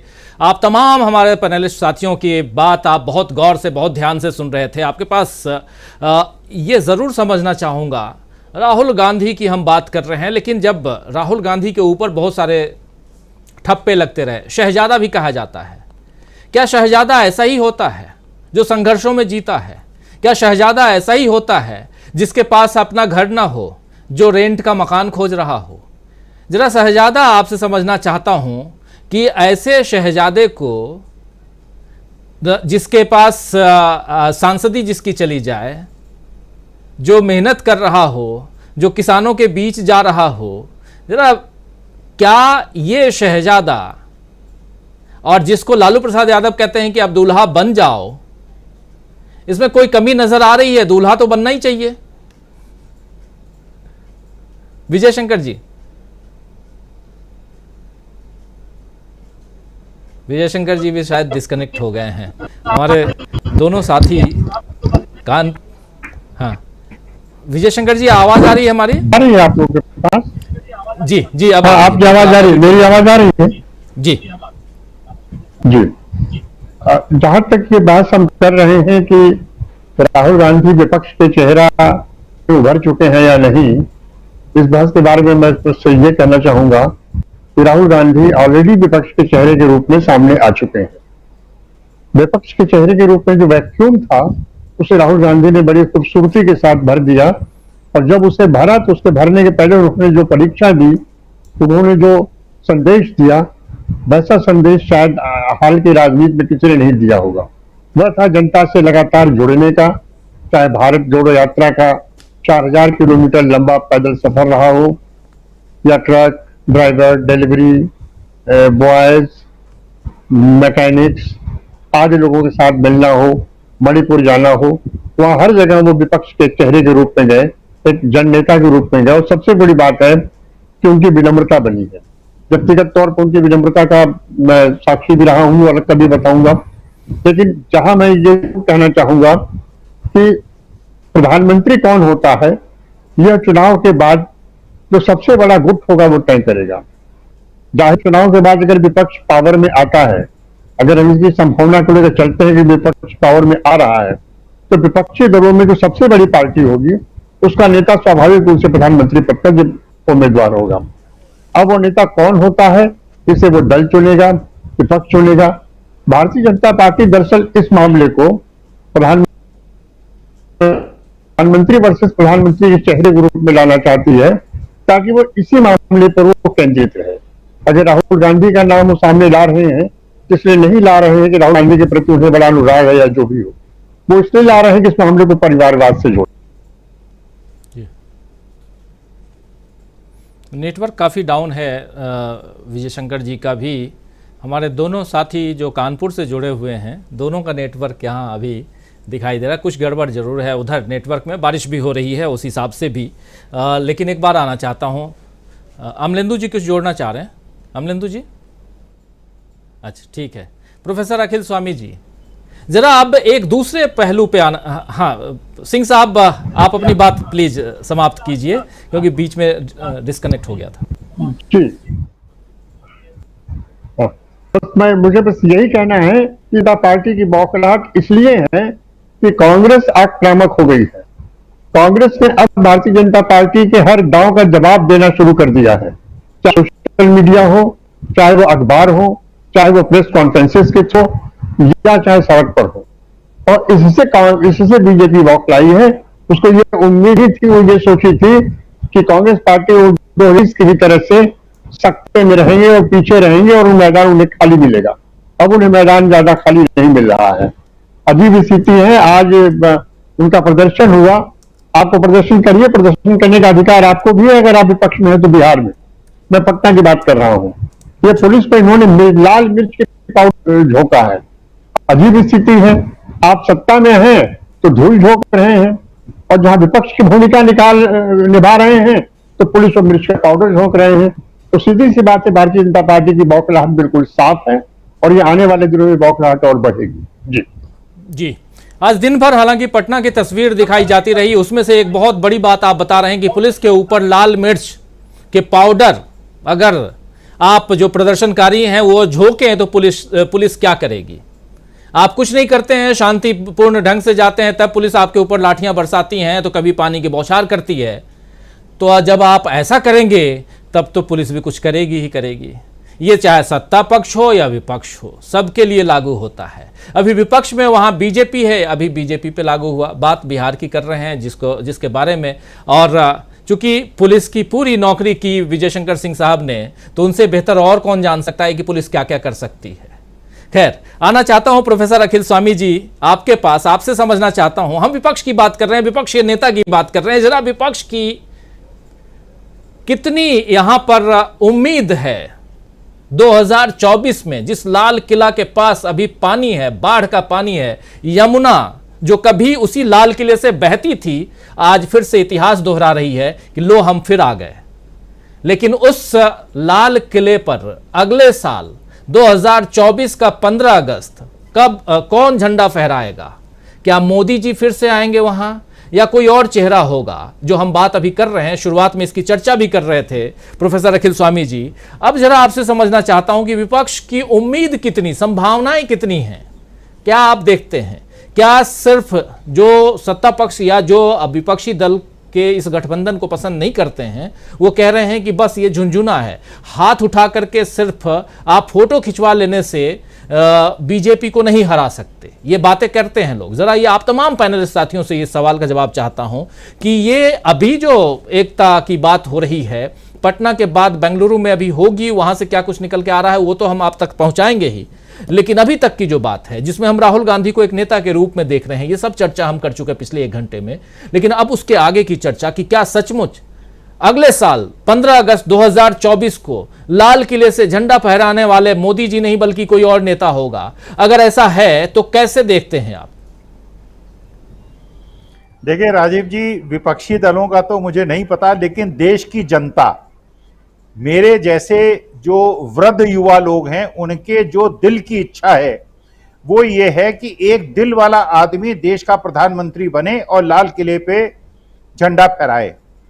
देखिए राजीव जी, मैं सच बता रहा हूं, मैं सच बोलूंगा और सच के सिवा कुछ नहीं बोलूंगा।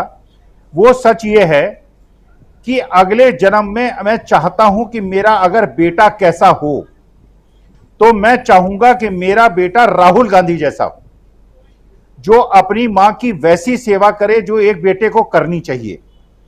राहुल गांधी जैसा भाई हो जो कि अपनी बहन केवल प्रियंका को नहीं, देश की सवान पूरी बेटियों को अपनी बहन समझे।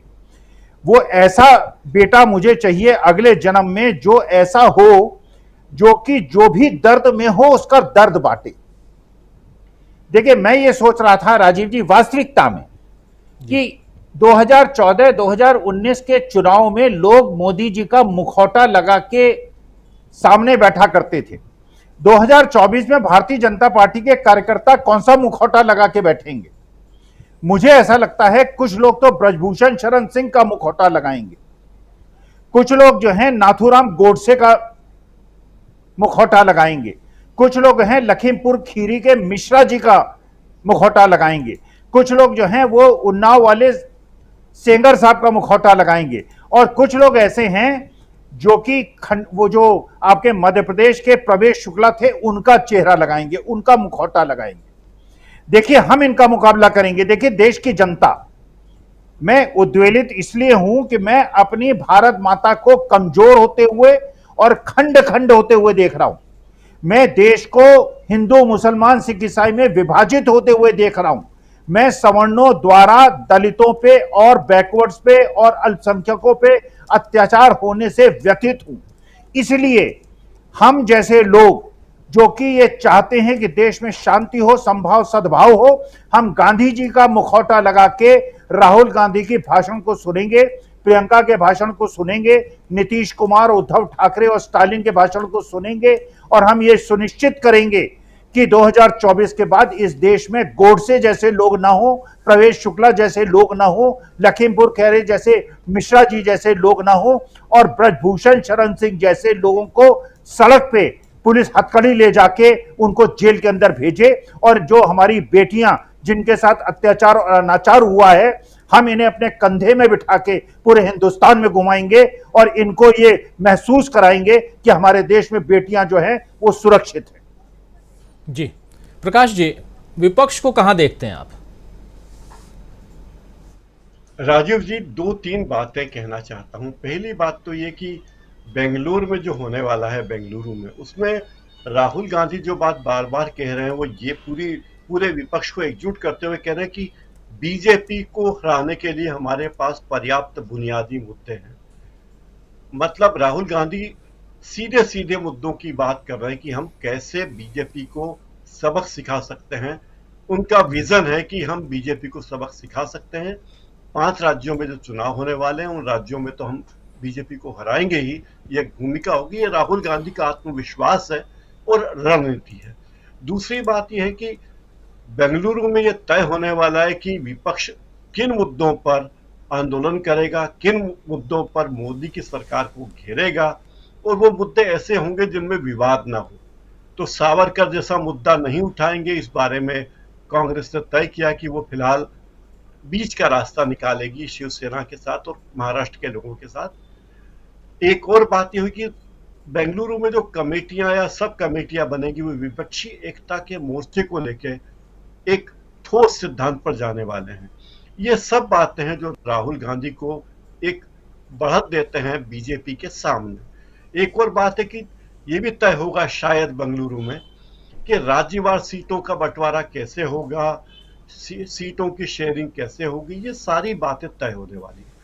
मतलब कांग्रेस के पास, खास करके राहुल गांधी के पास एक सीधा सीधा फार्मूला है, हमें क्या क्या करना है। एक मैनेजमेंट की जो टेक्निक होती है वो टेक्निक उनके पास है कि हमें ये करना है। सरकार की नाकामियां बहुत सारी है, बार बार राहुल गांधी कह चुके हैं सरकार की नाकामियों पर एक बात, जब राहुल गांधी मणिपुर गए और मणिपुर में जाकर वे चाहते तो बहुत कुछ बोल सकते थे। मैं कल्पना कर रहा था कि अगर राहुल गांधी की जगह माननीय प्रधानमंत्री नरेंद्र मोदी मणिपुर गए होते तो वे क्या कहते। तो मोदी जी कहते कि देखिए वहां बीजेपी को बदनाम करने के लिए दंगे कराए जा रहे हैं, उसमें विपक्षी नेता होंगे, इस तरह के डायलॉग बोलते। लेकिन राहुल गांधी ने हिंसा की आलोचना की, किसी भी पार्टी का कोई नाम नहीं लिया, लोगों को मरहम लगाने का काम किया। इसका मतलब यह कि राहुल गांधी जानते हैं कि उनका लक्ष्य क्या है। उनका लक्ष्य है शांति, एकता, न कि दूसरे दलों को बदनाम करना। आप देखिए कि जब भी कोई बड़ी दुर्घटना हुई, घटना हुई है, राहुल गांधी ने कभी भी बीजेपी पर या नरेंद्र मोदी पर व्यक्तिगत आक्षेप नहीं लगाए। चाहे गुजरात में पुल टूटने से 250 लोगों की मौत हो, राहुल गांधी ने कहा कि बहुत बड़ी दुर्घटना हुई है, मानवीय त्रासदी है और मैं इस पर कोई बातचीत नहीं करूंगा। तो यह विजन जो राहुल गांधी का है वो न केवल विपक्षी नेताओं को पसंद आया है बल्कि इस देश की जनता को भी पसंद आया। और इस देश का नेता अगर कोई व्यक्ति हो तो वो इतना विशाल हृदय हो, ये अपेक्षा सभी लोगों को होती है। राजीव जी, ये अपेक्षा तो रहेगी ही कि एक विशाल हृदय हो, बड़ा दिल वाला आदमी हो और वहाँ कहीं ना कहीं उन उम्मीदों पर खरा उतरते हुए राहुल गांधी दिखाई देते हैं। लेकिन विपक्ष कितना मजबूत है? क्या आज की तारीख में विपक्ष के जो विपक्षी एकता में जिन जिन पार्टियों के नाम आ रहे हैं वो मजबूती से बीजेपी के सामने खड़े दिखाई देते हैं? अजय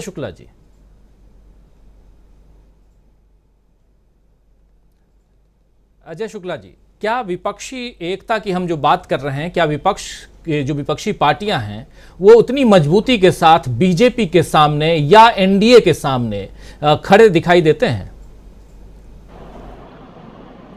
देखिए, मैं नहीं समझता हूं कि क्यों यह सवाल किया जाता है कि एनडीए को ही क्या मतलब स्थायी बड़ा जीत का और बड़ा वो है। अरे भाई, आप इंदिरा गांधी की सरकार को देखिए, राजीव गांधी की सरकार को देखिए, नेहरू जी की देखिए और देखिए, तो वहां तक भी अभी नहीं पहुंच पाए और वो भी सरकारें गिरी, बहुत साल सत्ता में नहीं रहे। तो चीजें हैं, इसलिए कोई स्थायी नहीं होता है। और आज भारतीय जनता पार्टी कितने % वोट के साथ खड़ी है? 37 वोट साहब, इससे ज्यादा वोट पा करके भी सत्ता में लोग रहे। तो मुझे लगता है कि ये बड़ा भ्रम फैलाया जाता है और ये जानबूझ के किया जाता है कि मोदी को कोई हरा नहीं पाएगा, ये ऐसे है, भाजपा तो बिल्कुल वो हो गई है, अब वो तो इतना बड़ा वो हो गई है कि उससे जो टकराएगा चूर चूर हो जाएगा।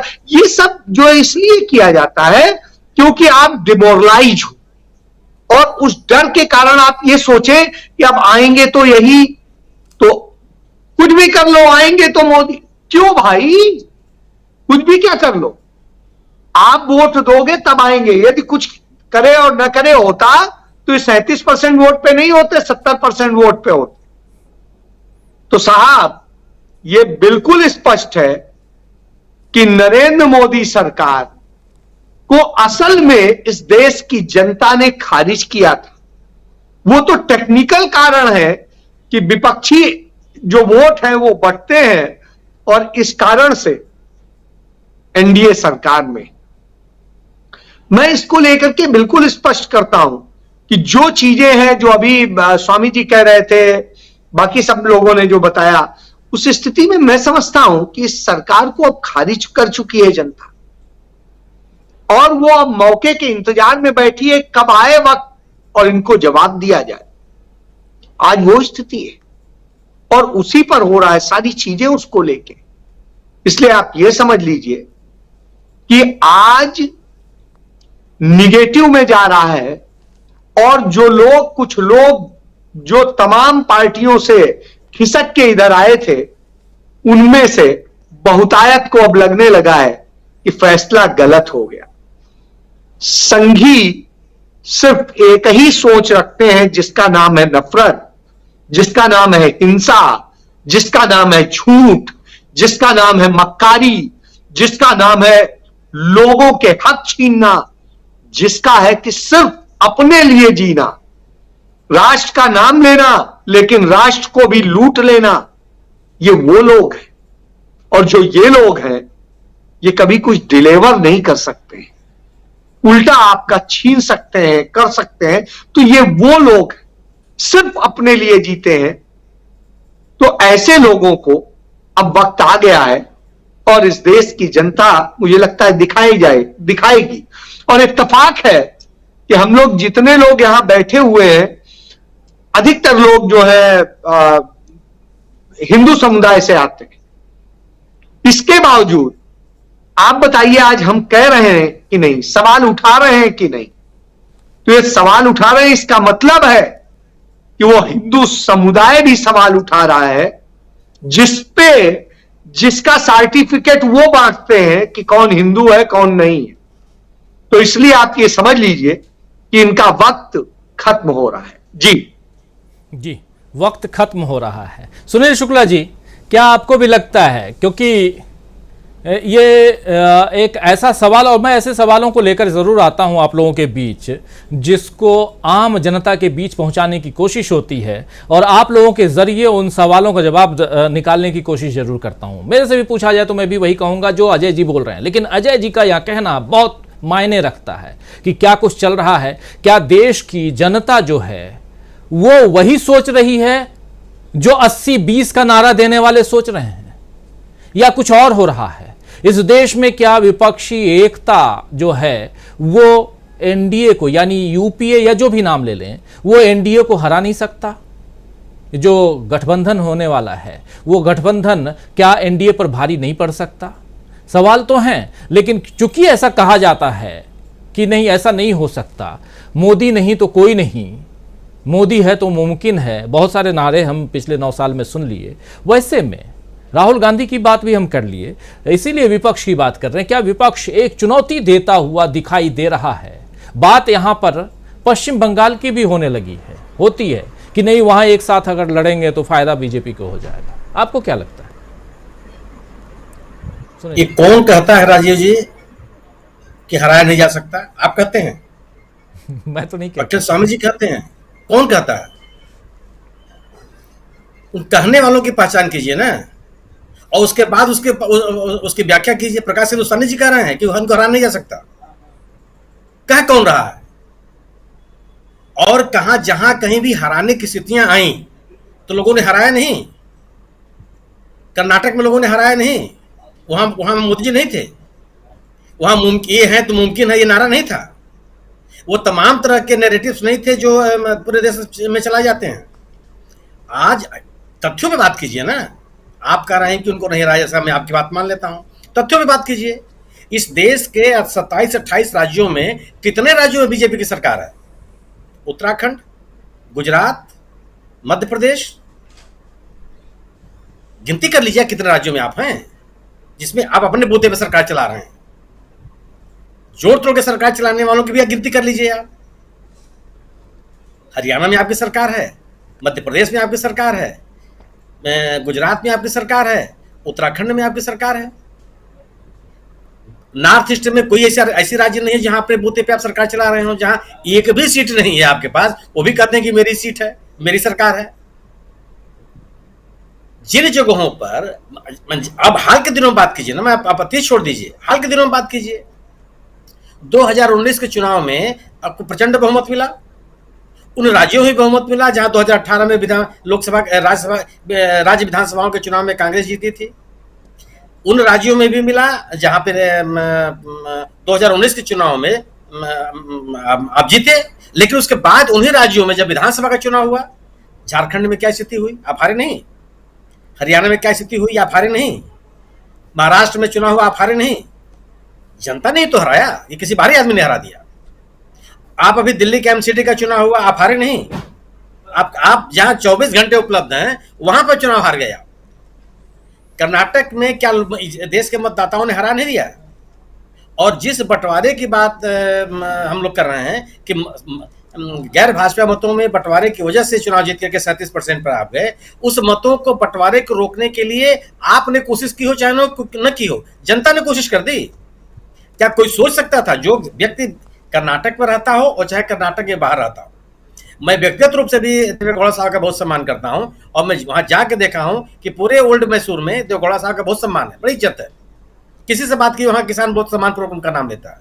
और आप उम्मीद कर रहे थे कि उनका ग्रैंड चुनाव हार जाएगा, वह पार्टी सिमट की चली आएगी, अपना मताधार खोल देगी। वो सवाल यह है कि आपको जब सरकारें लोग इसलिए नहीं चुनते हैं कि आप ये नारा चस्पा कर लीजिए कि अब आप कभी हारेंगे ही नहीं। सरकारें लोग इसलिए चुनते हैं कि आप डिलीवरी करेंगे, हमारी जरूरतों को पूरा करेंगे, हमारी जो समस्याएं हैं उसका समाधान खोजेंगे। अभी आपने तो कुल कर लिया था, आप देख लीजिए पश्चिम बंगाल में क्या हुआ।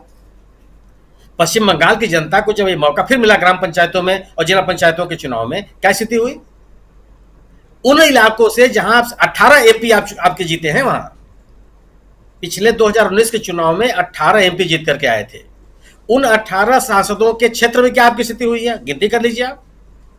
जिस नंदीग्राम में आप जीत का दावा कर रहे हैं या जीते भी हैं, तथ्य भी है, उसकी मार्जिन भी देख लीजिए, कितने मार्जिन से आप हारे जीते हैं। सवाल यह नहीं है, आपके नैरेटिव बनाने से बात नहीं। अगर आप इतने अपराजय हैं और आपके ऊपर सामने कोई चुनौती नहीं है, तो फिर आपको एनडीए बनाने की आवश्यकता है। 2014 से लेकर 2023 तक कब एनडीए की बैठक हुई, जरा मुझे बता दीजिए। किससे आपने बात किया? चिराग पासवान को आपने किस तरह से कौन सा सम्मान दिया? सबके सामने है। पार्टी को भी आपने तोड़ दिया। पार्टियों को तोड़ करके, जनप्रतिनिधियों के में विभाजन करके, उनको अपने पक्ष में मिला करके, केंद्रीय एजेंसियों का सदुपयोग दुरुपयोग करके आप राजनीतिक जन समर्थन नहीं हासिल कर सकते। ये लगता है लोगों को। और ऐसा एक राज्य बता दीजिए आप, कोई आप एक राज्य बना दीजिए भारत के नक्शे पर जहां पर इस भारतीय सत्तारूढ़ दल भारतीय जनता पार्टी के सामने चुनौती नहीं है। किसी राज्य का नाम बता दीजिए। और कोई एक राज्य नाम बता दीजिए जहां पे जो मजबूत विपक्षी दल है वो लड़ने के लिए तैयार नहीं है। यह तथ्य है कि भारतीय जनता पार्टी जैसी मजबूत पार्टी से कोई एक दल किसी राज्य विशेष में राजनीतिक मुकाबला नहीं कर सकती है। इसमें कोई बहस नहीं। उनके पास संसाधन है, उनके पास समर्पित कार्यकर्ताओं की भीड़ है, उनके पास स्ट्रेटजी है, उनके पास तमाम तरह के तौर तरीके हैं जो चुनावी प्रबंधन में काम आते हैं। लेकिन ऐसा नहीं है कि जो अन्य राजनीतिक दल हैं, उन राजनीतिक दलों के पास सब कुछ का अभाव है।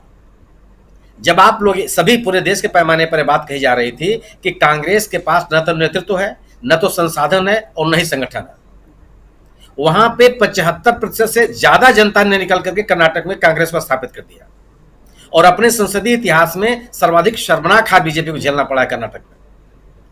बीजेपी जैसी बड़ी पार्टी को अगर किसी एक राज्य विधानसभा के चुनाव में 30 विधानसभा क्षेत्रों में जमानत जब्त हो जाए आज की तारीख में, जब आप ये कहते हैं कि आप अपराजय हैं और आपका कुछ नहीं हो सकता, यह सामान्य राजनीतिक संदेश नहीं है। अगर आप कहने कि आप पश्चिम बंगाल के लोगों के जनादेश को धूमिल करने के लिए आप कहते हैं कि बड़े पैमाने पर हिंसा हुई, मरा कौन? हिंसा हुई, उसमें हताहत होने वाले लोगों की तादाद किस पक्ष के लोगों की है? क्या यह तथ्य नहीं कि सर्वाधिक तृणमूल कांग्रेस के कार्यकर्ता मारे गए हैं और घायल हुए हैं? क्या कोई राजनीतिक दल अपने कार्यकर्ताओं को मारता है? यह हिंसा फैलाने वाले कौन लोग हैं? और जब स्थानीय निकायों के चुनाव में, त्रिस्तरीय पंचायत चुनाव में उत्तर प्रदेश में लोगों को नामांकन तक नहीं दाखिल कर दिया जा रहा था, उस समय आपको राजनीतिक नैतिकता की याद नहीं आई?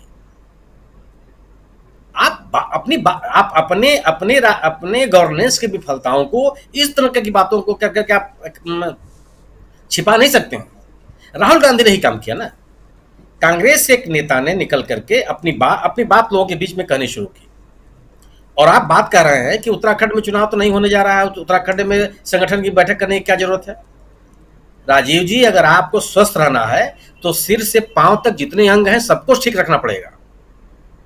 आप अपने बढ़े हुए नाखून को ही बर्दाश्त नहीं कर सकते। अगर आपने बढ़े हुए नाखून को ही बढ़े रहने की अनुमति दे दी तो आपको इन्फेक्शन झेलना पड़ेगा। स्वस्थ रहने का आप दावा नहीं कर सकते। सभी पक्षों को आपको ध्यान रखना पड़ेगा और तब जाकर के आप कह सकते हैं कि मैं सांगठनिक स्तर पर मौजूद हूं। अगर उत्तराखंड का संगठन नहीं मजबूत, चुनाव ठीक है मध्य प्रदेश में है, लेकिन अगले ही साल तो लोकसभा का चुनाव है। यह फायर फाइटिंग के तरीके से राजनीति नहीं की जा सकती कि जहां आग लगी हुई है वहां पानी लेके दौड़िए। पानी हर जगह रखिए, हर जगह फायर ब्रिगेड का जो पाइप लगे होते हैं उनको वहां बना के रखिए। पानी को संग्रहित करने की व्यवस्था करके रखिए। अगर आपको यह पता है कि जमुना में बाढ़ आई हुई है तो अब तक आप अगर आप राहत देना चाहते हैं अपने नागरिकों को, तो आपको यह पहचान कर लेनी होगी कि जरूरत पड़ेगी तो राहत शिविर कहाँ बनेंगे। आपको यह पहचान कर लेनी पड़ेगी कि नाव चलानी पड़ेगी मुझे तो किन रास्तों से हम ले आएंगे। अगर आपको यह पहचान करनी पड़ेगी, अगर आप राहत देना चाहते हैं लोगों को, कि उन राहत शिविरों में अगर बिजली नहीं होगी तो हमको कितने जनरेटर की आवश्यकता पड़ेगी। आपको यह पहचान कर लेनी पड़ेगी कि जिन राहत शिविरों में लोग रहने के लिए आएंगे और बाढ़ से प्रभावित होंगे, उनके स्वास्थ्य को बेहतर रखने के लिए हमको कितनी चिकित्सकीय टीमों की आवश्यकता होगी। आपको यह पहचान कर लेनी पड़ेगी कि उन राहत शिविरों में रहने वाले लोगों को दो वक्त का भोजन कैसे मिल जाए, इसके लिए कहाँ मुझे सार्वजनिक रसोई कैसे चलाना पड़ेगा। आप केवल इस बात के लिए नहीं कर सकते, एक बयान देकर के आप बच नहीं सकते कि साहब बाढ़ से प्रभावित लोगों को राहत पहुंचाने के लिए हम तैयार हैं। किस तरह से तैयार हैं आपको एक एक चीज बतानी पड़ेगी। और अगर आप एक दूरदर्शी राजनीतिज्ञ हैं, तो अगर आपको दिल्ली में बाढ़ आई हुई है तो आपको पटना में इसकी तैयारी करनी पड़ेगी, क्योंकि वह पानी निकल करके पटना तक जाएगा। ऐसा नहीं कि बीच में रुक जाएगा, उत्तर प्रदेश से होते उस राज्य तक भी पहुंचेगा।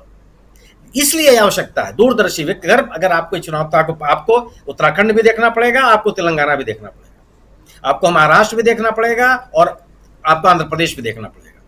तब जाकर के आप एक संगठित राजनीतिक दल जिससे आपको लड़ना है, अपने आप को आप तैयार कर सकते हैं। राहुल गांधी ने अपने राजनीतिक कर्मों के साथ, अपने राजनीतिक गतिविधियों के साथ लोगों के बीच में अपनी विश्वसनीयता कायम की। आखिर वो सवाल पूछने वाले, आप तो सवाल नहीं पूछते हैं कि विपक्ष कहाँ है। बार बार आप सवाल पूछते थे इस बात को, अब दोबारा आप तो रिपीट नहीं किया आपने कई महीनों से। तो आखिर यह इस प्रश्न को खारिज किसने कर दिया? क्योंकि विपक्ष के रूप में एक नेता लोगों के बीच में मौजूद है। उसने विपक्ष की जो भूमिका होनी चाहिए देश और दुनिया के पैमाने पर, उस भूमिका को अदा कर रहा है। अपराजय होने का तिलस्म तो टूट चुका है। इसलिए टूट चुका है कि आप अपनी सरकार को लेकर के बात करने के लिए तैयार नहीं है। आप यह बात करने के लिए तैयार नहीं है कि आपने यह वादा किया था, आपने जब यह कहा था कि रुपए का मूल्य गिरता है तो देश की प्रतिष्ठा गिरती है, आप इससे बात नहीं करते हैं। आज आप यह बताने के लिए तैयार नहीं है कि हमने जब ये डिमोनेटाइजेशन किया था तो उसके लाभ क्या हुए, कितनी चीजों को आपने हासिल कर लिया। आपने जब धारा 370 हटाई थी तो आपने लोकतंत्र बहाली का आश्वासन दिया था लोगों को। 370 हटाए के साथ कितने साल हो गए, आप उससे बात करने के लिए तैयार नहीं है और आप वहां चुनाव कराने के लिए तैयार नहीं है। आपको अपनी राजनीतिक विफलताओं को स्वीकार करना पड़ेगा। चूंकि आप राजनीतिक विफलताओं की चर्चा नहीं करना चाहते, अपने गवर्नेंस की विफलताओं की चर्चा नहीं करना चाहते, तो एक कृत्रिम, एक आर्टिफिशियल एटमॉस्फेयर क्रिएट करने का प्रयास करते हैं। लेकिन अब इस है क्या कि हर व्यक्ति अपने सरकार की डिलीवरीज को लेकर के सवाल खड़े कर रहा है। मध्य प्रदेश में आज क्यों स्थिति आप आखिर कोई जादू है क्या? अगर कोई भी राजनीतिक पर्यवेक्षक, राजनीतिक विश्लेषक या एक अनायास क्यों नहीं कह दे रहा है कि छत्तीसगढ़ में चुनाव हार जाएगी कांग्रेस? कोई चर्चा नहीं कर पाता, वो तमाम एक पट की बात करता है। क्योंकि उस सरकार ने यह कोशिश की कि जिन लोगों के ने हमको चुन करके भेजा है उनके लिए हम कुछ करें। उस सरकार ने कोरोना के काल में वहां के मजदूरों को वहां से निकलने नहीं दिया, कहा कि आप वहां रहिए, सरकार आपकी व्यवस्था करेगी। किसानों के सशक्तिकरण की बात जब आई तो कि उसने कहा कि हम आपका अनाज तो खरीदेंगे ही खरीदेंगे, आपका गोबर भी खरीदेंगे और आपको सशक्तिकरण का एहसास कराएंगे। उस सरकार ने कृषि के उपज लागत को कम करने की कोशिश की और वह अकेला राज्य है जिसने बड़े पैमाने पर जो वहां का उत्पादन है धान, उसे सरकारी खरीद सुनिश्चित किया कि कोई बिचौलिया ना आवे और किसानों को लाभ मिले। शिक्षा की स्थिति बेहतर की, स्वास्थ्य की स्थिति बेहतर की। इसलिए अगर आप सामान्य लोगों से बात कीजिए तो कोई लोग ये कहते हैं कि नहीं ये सरकार अभी चलेगी तो कोई बुराई नहीं है। और विरोधी से विरोधी व्यक्ति नहीं कह पाता है कि बघेल सरकार रहेगी या नहीं रहेगी। मध्य प्रदेश में क्यों कहते हैं आप कि अगर आपने अपने आदिवासियों को यह ताकत नहीं दी कि उसके खिलाफ अत्याचार हो रहा हो तो वह मुखर तरीके से बोल सके, और लोगों में के मन में यह भय नहीं पैदा किया कि अगर आप किसी के सम्मान के साथ आप मजाक करेंगे तो आपके खिलाफ कितनी बड़ी कार्रवाई हो सकती है। तो कोई आदमी किसी के सिर पे पेशाब करते रहा। इसलिए बात होती जा रही है कि आप गवर्नेंस के स्तर पर फेल हैं। आप भ्रष्टाचार रोकने की बात कर रहे थे, जितने मध्य प्रदेश से भ्रष्टाचार के मामले आए हैं किसी पर आप चर्चा करने के लिए तैयार नहीं है। उन भ्रष्टाचारियों को रोकने, उन भ्रष्टाचारियों में शामिल लोगों के खिलाफ कौन सी आपने कार्रवाई की, इस पर आप बात करने के लिए तैयार नहीं है। आप कहा करते थे कि जितने नेता उतनी पार्टी कांग्रेस के बारे में। आप क्यों नहीं कहते मध्य प्रदेश में कि हम संगठित हैं? आप इसकी चर्चा क्यों नहीं कर लेते? क्योंकि ये स्थिति है ही नहीं, बिखरी हुई पार्टी आपके पास है। कहा करते थे कि एक अनुशासन के लिए हम जाने जाते हैं। कौन सा अनुशासन है आपके यहाँ? कौन व्यक्ति रोज आए दिन हो रहा है कि कब शिवराज सिंह चौहान जा रहे हैं, शिवराज सिंह चौहान जा रहे हैं, शिवराज सिंह जा रहे हैं, और महाराज जो है मुख्यमंत्री होने वाले हैं। रोज ये बात हो रही, क्यों हो रही है? आप तो बहुत संगठित और अनुशासित पार्टी की बात करते थे आप कि बैकडोर में हमारा कोई काम नहीं होता। अगर आपकी अगर ये कमियां हैं और इन कमियों के साथ आप लोगों के बीच में है, तो ऐसा थोड़ा है कि लोग इसको पहचानते नहीं है। बिल्कुल। तो यह जो नैरेटिव है, ये मैं इसलिए अब आपसे पूछ रहा हूं कि वो सवाल कौन लोग कह रहे हैं कि हम अपराधी हैं, उनकी पहचान कर लीजिए, अपने आप आपको जवाब आ जाएगा। बिल्कुल। अगर प्रोफेसर अखिल स्वामी साहब प्रबंधन की बात कर रहे हैं, काबिल आदमी है, उनकी बात सर माथे पे होगी। लेकिन अगर हम उनसे आप इसरो की बात करने लगेंगे और कहेंगे साहब देखिए जवाब नहीं दे रहे, तो काबिल आदमी नहीं है। आप मछली से पेड़ पर चढ़ने की योग्यता के आधार पर परिभाषित मत कीजिए। मछली की योग्यता उसके तैरने के आधार पर कीजिए। राहुल गांधी ने विपक्ष के नेता के रूप में अपनी विश्वसनीयता को स्थापित किया है और लोगों के साथ जुड़ करके बताया है कि किस तरह से इस सरकार के खिलाफ जनता का सहयोग आवश्यक है, और जनता को अपनी मुहिम के साथ जोड़ने की कोशिश की है, और इस मुहिम में काफी हद तक सफल है। इसलिए बेचैनी है। और कोई ऐसा एक राज्य नहीं, कोई एक ऐसा राज्य आप नहीं ले सकते हैं जिस राज्य में एनडीए को चुनौती देने के लिए विपक्ष के पास ताकत रही है। बस संगठित ताकत की आवश्यकता है। जी बिल्कुल, संगठित ताकत, और उस ताकत को हम आगे बढ़ते हुए देख रहे हैं। और 17-18 तारीख को बैठक होने जा रही है विपक्षी एकता के लिए, और उस बैठक के बाद शायद ये ताकत और मजबूती के साथ बाहर निकल के आती हुई दिखाई दे आप लोगों को। और ये सवाल और उस सवाल का जवाब यहाँ इसलिए ज़रूरी था, इसलिए लाजमी था, क्योंकि आप जानते हैं कि कई ऐसे नैरेटिव सेट किए जाते हैं और पहले से आपको डरा दिया जाता है कि ये तो हो ही नहीं सकता, असंभव। ऐसा नहीं है, कुछ भी असंभव नहीं है। और बहुत मजबूती के साथ यहाँ विपक्ष, बहुत मजबूती के साथ कांग्रेस पार्टी, बहुत मजबूती के साथ कांग्रेस पार्टी के एक नेता जिनको आपने 4000 किलोमीटर पैदल चलते हुए देख लिया, राहुल गांधी, ये आपको सामने दिखाई दे रहे हैं। तो एक मजबूती के साथ आगे इस चुनाव में जाती हुई न सिर्फ कांग्रेस पार्टी बल्कि विपक्षी दल भी दिखाई दे रहे हैं। जरा जल्दी अब क्लोजिंग कमेंट की ओर आना चाहता हूं। समय खत्म हो चुका है, लेकिन हमारे दो साथी जिनके पास जरूर आना चाहूंगा। प्रोफेसर रविकांत जी, क्या अब यहां से जो बात अभी कह रहे थे सुनील शुक्ला जी, बहुत वाजिब बातें, और उनसे पहले अजय शुक्ला जी भी, और उन बातों में ये साफ दिखाई दे रहा है कि एक जो भय, एक डर पैदा किया जाता है, चाहे वो गोदी मीडिया के जरिए कह लीजिए, चाहे वो व्हाट्सएप यूनिवर्सिटी के जरिए कह लीजिए, और कहीं ना कहीं एक बड़े एक मास में फैलाया तो जाता ही है। इसलिए यहाँ पर ऐसे सवालों को मैं लेके आता हूँ ताकि कम से कम हमारे साथ जो लोग देख रहे हैं इस कार्यक्रम को, उनको समझ में आए कि नहीं, ऐसा नहीं है, एक दूसरा पहलू भी है, और वो दूसरा पहलू जो है उसको समझ लेना यहाँ ज़्यादा ज़रूरी है।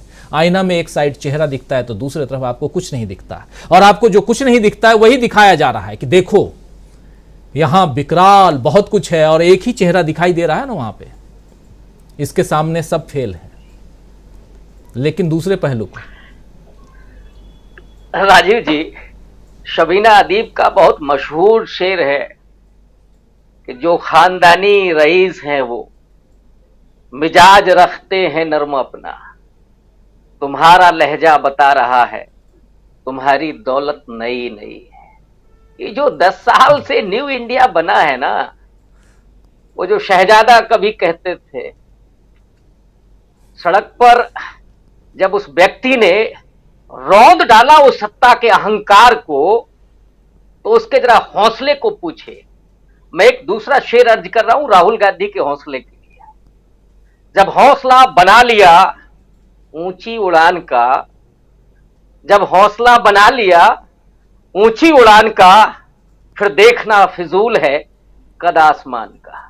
राहुल गांधी ने पूरे हिंदुस्तान का जो आसमान है, उम्मीदों का, आकांक्षाओं का, अपेक्षाओं का, उसको अपने माथे पर उठा लिया है, और अब वो चल पड़े हैं, निकल पड़े हैं इस सत्ता के अहंकार को चूर करने के लिए। उसका जो अपना पूरा अटैक है उसका मुकाबला करने के लिए। और इसीलिए राहुल गांधी सिर्फ एक व्यक्ति भर नहीं है, राहुल गांधी एक व्यक्तित्व है, पर्सनालिटी है, और ऐसी पर्सनालिटी के जिस पर चारों तरफ से हमले हुए, क्या क्या नहीं कहा गया, क्या क्या नहीं बनाने की कोशिश हुई, लेकिन हीरा चाहे धूल में पड़ा हो या खलिहान में पड़ा हो, हीरा आखिर हीरा ही होता है। जब धूल हटती है, जब गर्दो गुबार हटता है, तो उसकी चमक जौहरी को अच्छी लगती है, लेकिन जो ज्यादा बर्दाश्त नहीं कर पाते उनकी आंखों को चुभती है। तो ये जो पूरी भक्त मंडली है, उसकी आंखों में अब राहुल गांधी चुभ रहे, लेकिन जो इस देश का जौहरी है, जो नागरिक है, उसके लिए राहुल गांधी उस धूल में पड़े हुए, वहां से नखरे हुए उस हीरे के समान है, जो अब उनका मार्गदर्शन कर रहा है, जो उनके लिए नई राह तलाश रहा है, राह दिखा रहा है, वो उस मशाल की तरह है। राजीव जी, मैं हिंदी का विद्यार्थी हूं। निराला की एक लंबी कविता है, बहुत सुंदर कविता, राम की शक्ति पूजा। राम की शक्ति पूजा में एक जिक्र आता है कि रावण का जो लगातार संहार चल रहा है, राम की सेना पराजित हो रही है और राम हताश हैं, निराश हैं, और उनको लगता है कि हाय उद्धार प्रिया का हो न सका, अब शायद हमको वापस लौट करके जाना पड़ेगा। लेकिन उस रात्रि में एक दूर जलती हुई मशाल है। आज इस देश के हालात यही हैं कि जहां जनमानस एक साल पहले बिल्कुल निराश था, विपक्ष निराश था, आज वो मशाल जो कहीं दूर जल रही थी, सामने आकर के पूरा ज्वाला में तब्दील हो चुकी है। उनके लिए, जिन्हें ये लगता था कि जो हमसे पहले सत्ता नशी था, उसको अपने खुदा होने पर यकीन था। हबीब जालिब का जो शेर है, वो मैं उसको बीच से कहीं काट करके कह रहा हूं। तो ये जो सत्ता नशी है, इनको लग रहा है कि नहीं, मैं ही खुदा हूं, मैं ही भगवान हूं। उसके लिए आ गया है एक जनता के बीच से निकल करके जननायक, और वो उस सत्ता के अहंकार को भी चूर चूर करेगा और लोगों के लिए उम्मीदों का और सपनों को संजोने का काम भी करेगा।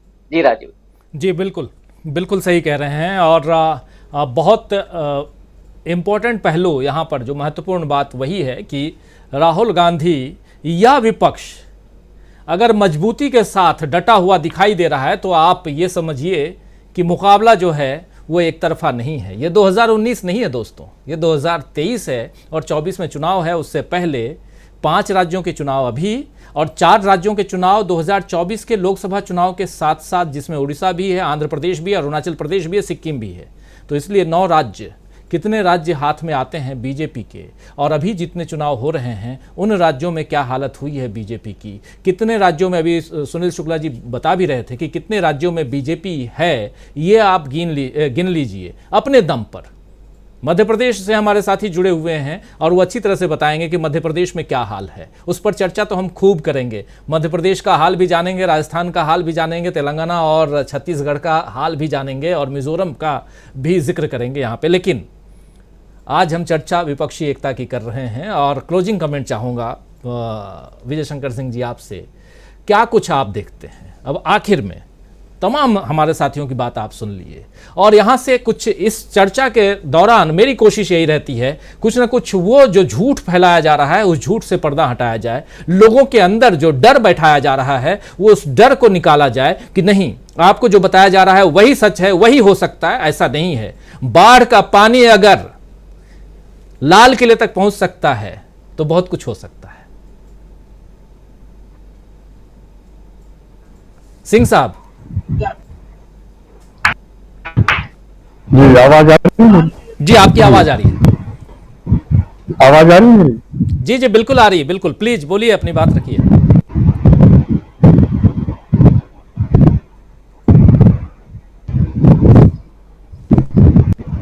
जी, आवाज आ रही? जी जी, बिल्कुल बिल्कुल, प्लीज बोलिए।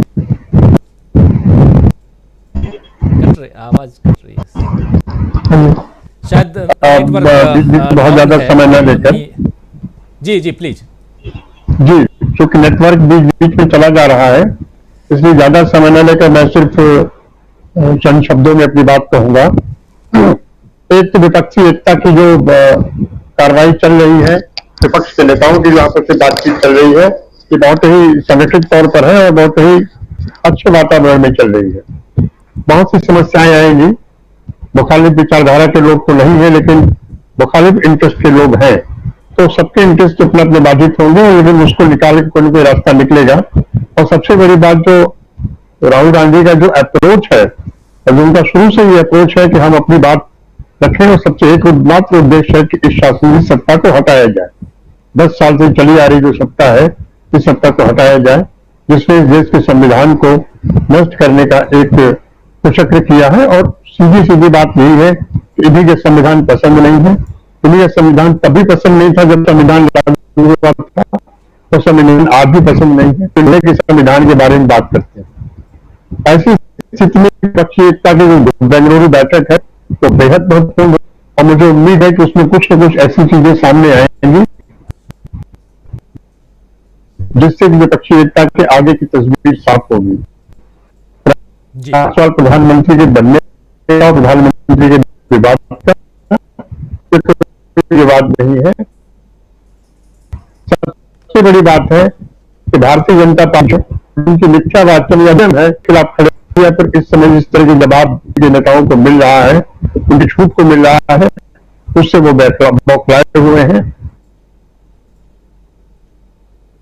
जी सिंह साहब, आपकी आवाज कट रही है लेकिन महत्वपूर्ण बातें आप यहां रख रहे थे। और सबसे बड़ी बात दोस्तों ये कि प्रधानमंत्री नरेंद्र मोदी अभी फ्रांस में हैं, अभी 2 दिन तक रहने वाले हैं फ्रांस में, लेकिन फ्रांस से ही जो खबरें आ रही हैं वो मोदी जी के लिए या हमारे देश के लिए कहें तो ठीक नहीं है। लेकिन इसके लिए जिम्मेदार कौन है ये सोचना होगा। मणिपुर की चर्चा अगर यूरोपियन यूनियन के पार्लियामेंट में हो तो ये छोटी मोटी बात नहीं हो सकती। अमेरिका अगर अपने यहाँ के ह्यूमन राइट्स मिनिस्टर को भेज दे हिंदुस्तान तो ये छोटी मोटी बात नहीं है। वो भी मणिपुर की घटना और हिंदुस्तान में जो कुछ हो रहा है, यहाँ पर ह्यूमन राइट्स को लेकर के, मानवाधिकार को लेकर के भारत सरकार क्या कुछ कर रही है, इसके लिए अगर विदेश के लोग नजरें गड़ाए रहें, टिकाए रहें और पूछें, देखें, समझें, ज़रूरी है, हमारा आपका अधिकार है। और लेकिन उससे पहले सरकार को इस पर ध्यान देना चाहिए।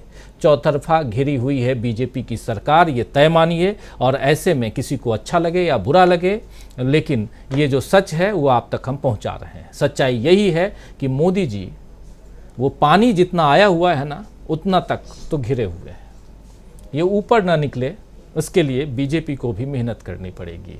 और शायद इसीलिए कुनबा बढ़ाने की कोशिश कर रही है बीजेपी, यानी एनडीए को बढ़ाया जाए। अजय शुक्ला जी कह रहे थे, या आप तमाम साथियों में से और भी कोई कह रहे थे कि अगर इतना ही था तो फिर अपने दम पर बीजेपी चुनाव लड़ लेती।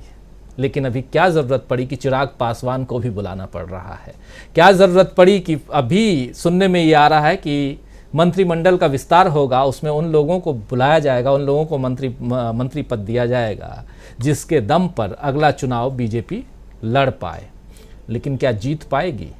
ये तो विपक्षी एकता की बैठक में 17 और 18 तारीख को आप तक हम पहुंचाएंगे ही और पता चल जाएगा। बहुत ज़्यादा दूर नहीं है, चुनाव दूर है, लेकिन जो गठबंधन की तैयारियां चल रही हैं वो बहुत कुछ बता रही हैं। सुनील शुक्ला जी बिल्कुल सही कह रहे थे कि बहुत कुछ हो सकता है। 37-38% ही मत जो हैं वो पड़े थे पिछली दफ़ा भी। और अजय शुक्ला जी कह रहे थे कि यहाँ जितने लोग हैं, 8 लोग हम लोग हैं और 8 लोग हिंदू हैं। हिंदू मुसलमान में नहीं करता, लेकिन फिर भी वो हिंदू हैं। और ये 80 में से 8 लोग तो यही हैं जो आज बात कर रहे हैं खुल के डंके की चोट पे कि क्या कुछ देश में चल रहा है। इससे ज़्यादा कुछ कहने की ज़रूरत नहीं है। आप भी हमारे तमाम साथी मुसलमान रहें या हिंदू रहें, मायने ये नहीं रखता, मायने ये रखता है कि हम सब हिंदुस्तानी हैं। बहुत शुक्रिया अदा करना चाहता हूँ अजय शुक्ला जी आपका, डॉक्टर प्रकाश हिंदुस्तानी जी आपका, विजय शंकर सिंह जी, सुनील शुक्ला जी, प्रोफेसर अखिल स्वामी जी, प्रोफेसर रविकांत जी और हमारे साथी अमलेंदु उपाध्याय जी, आप सबको बहुत बहुत शुक्रिया, बहुत धन्यवाद, बहुत बहुत धन्यवाद।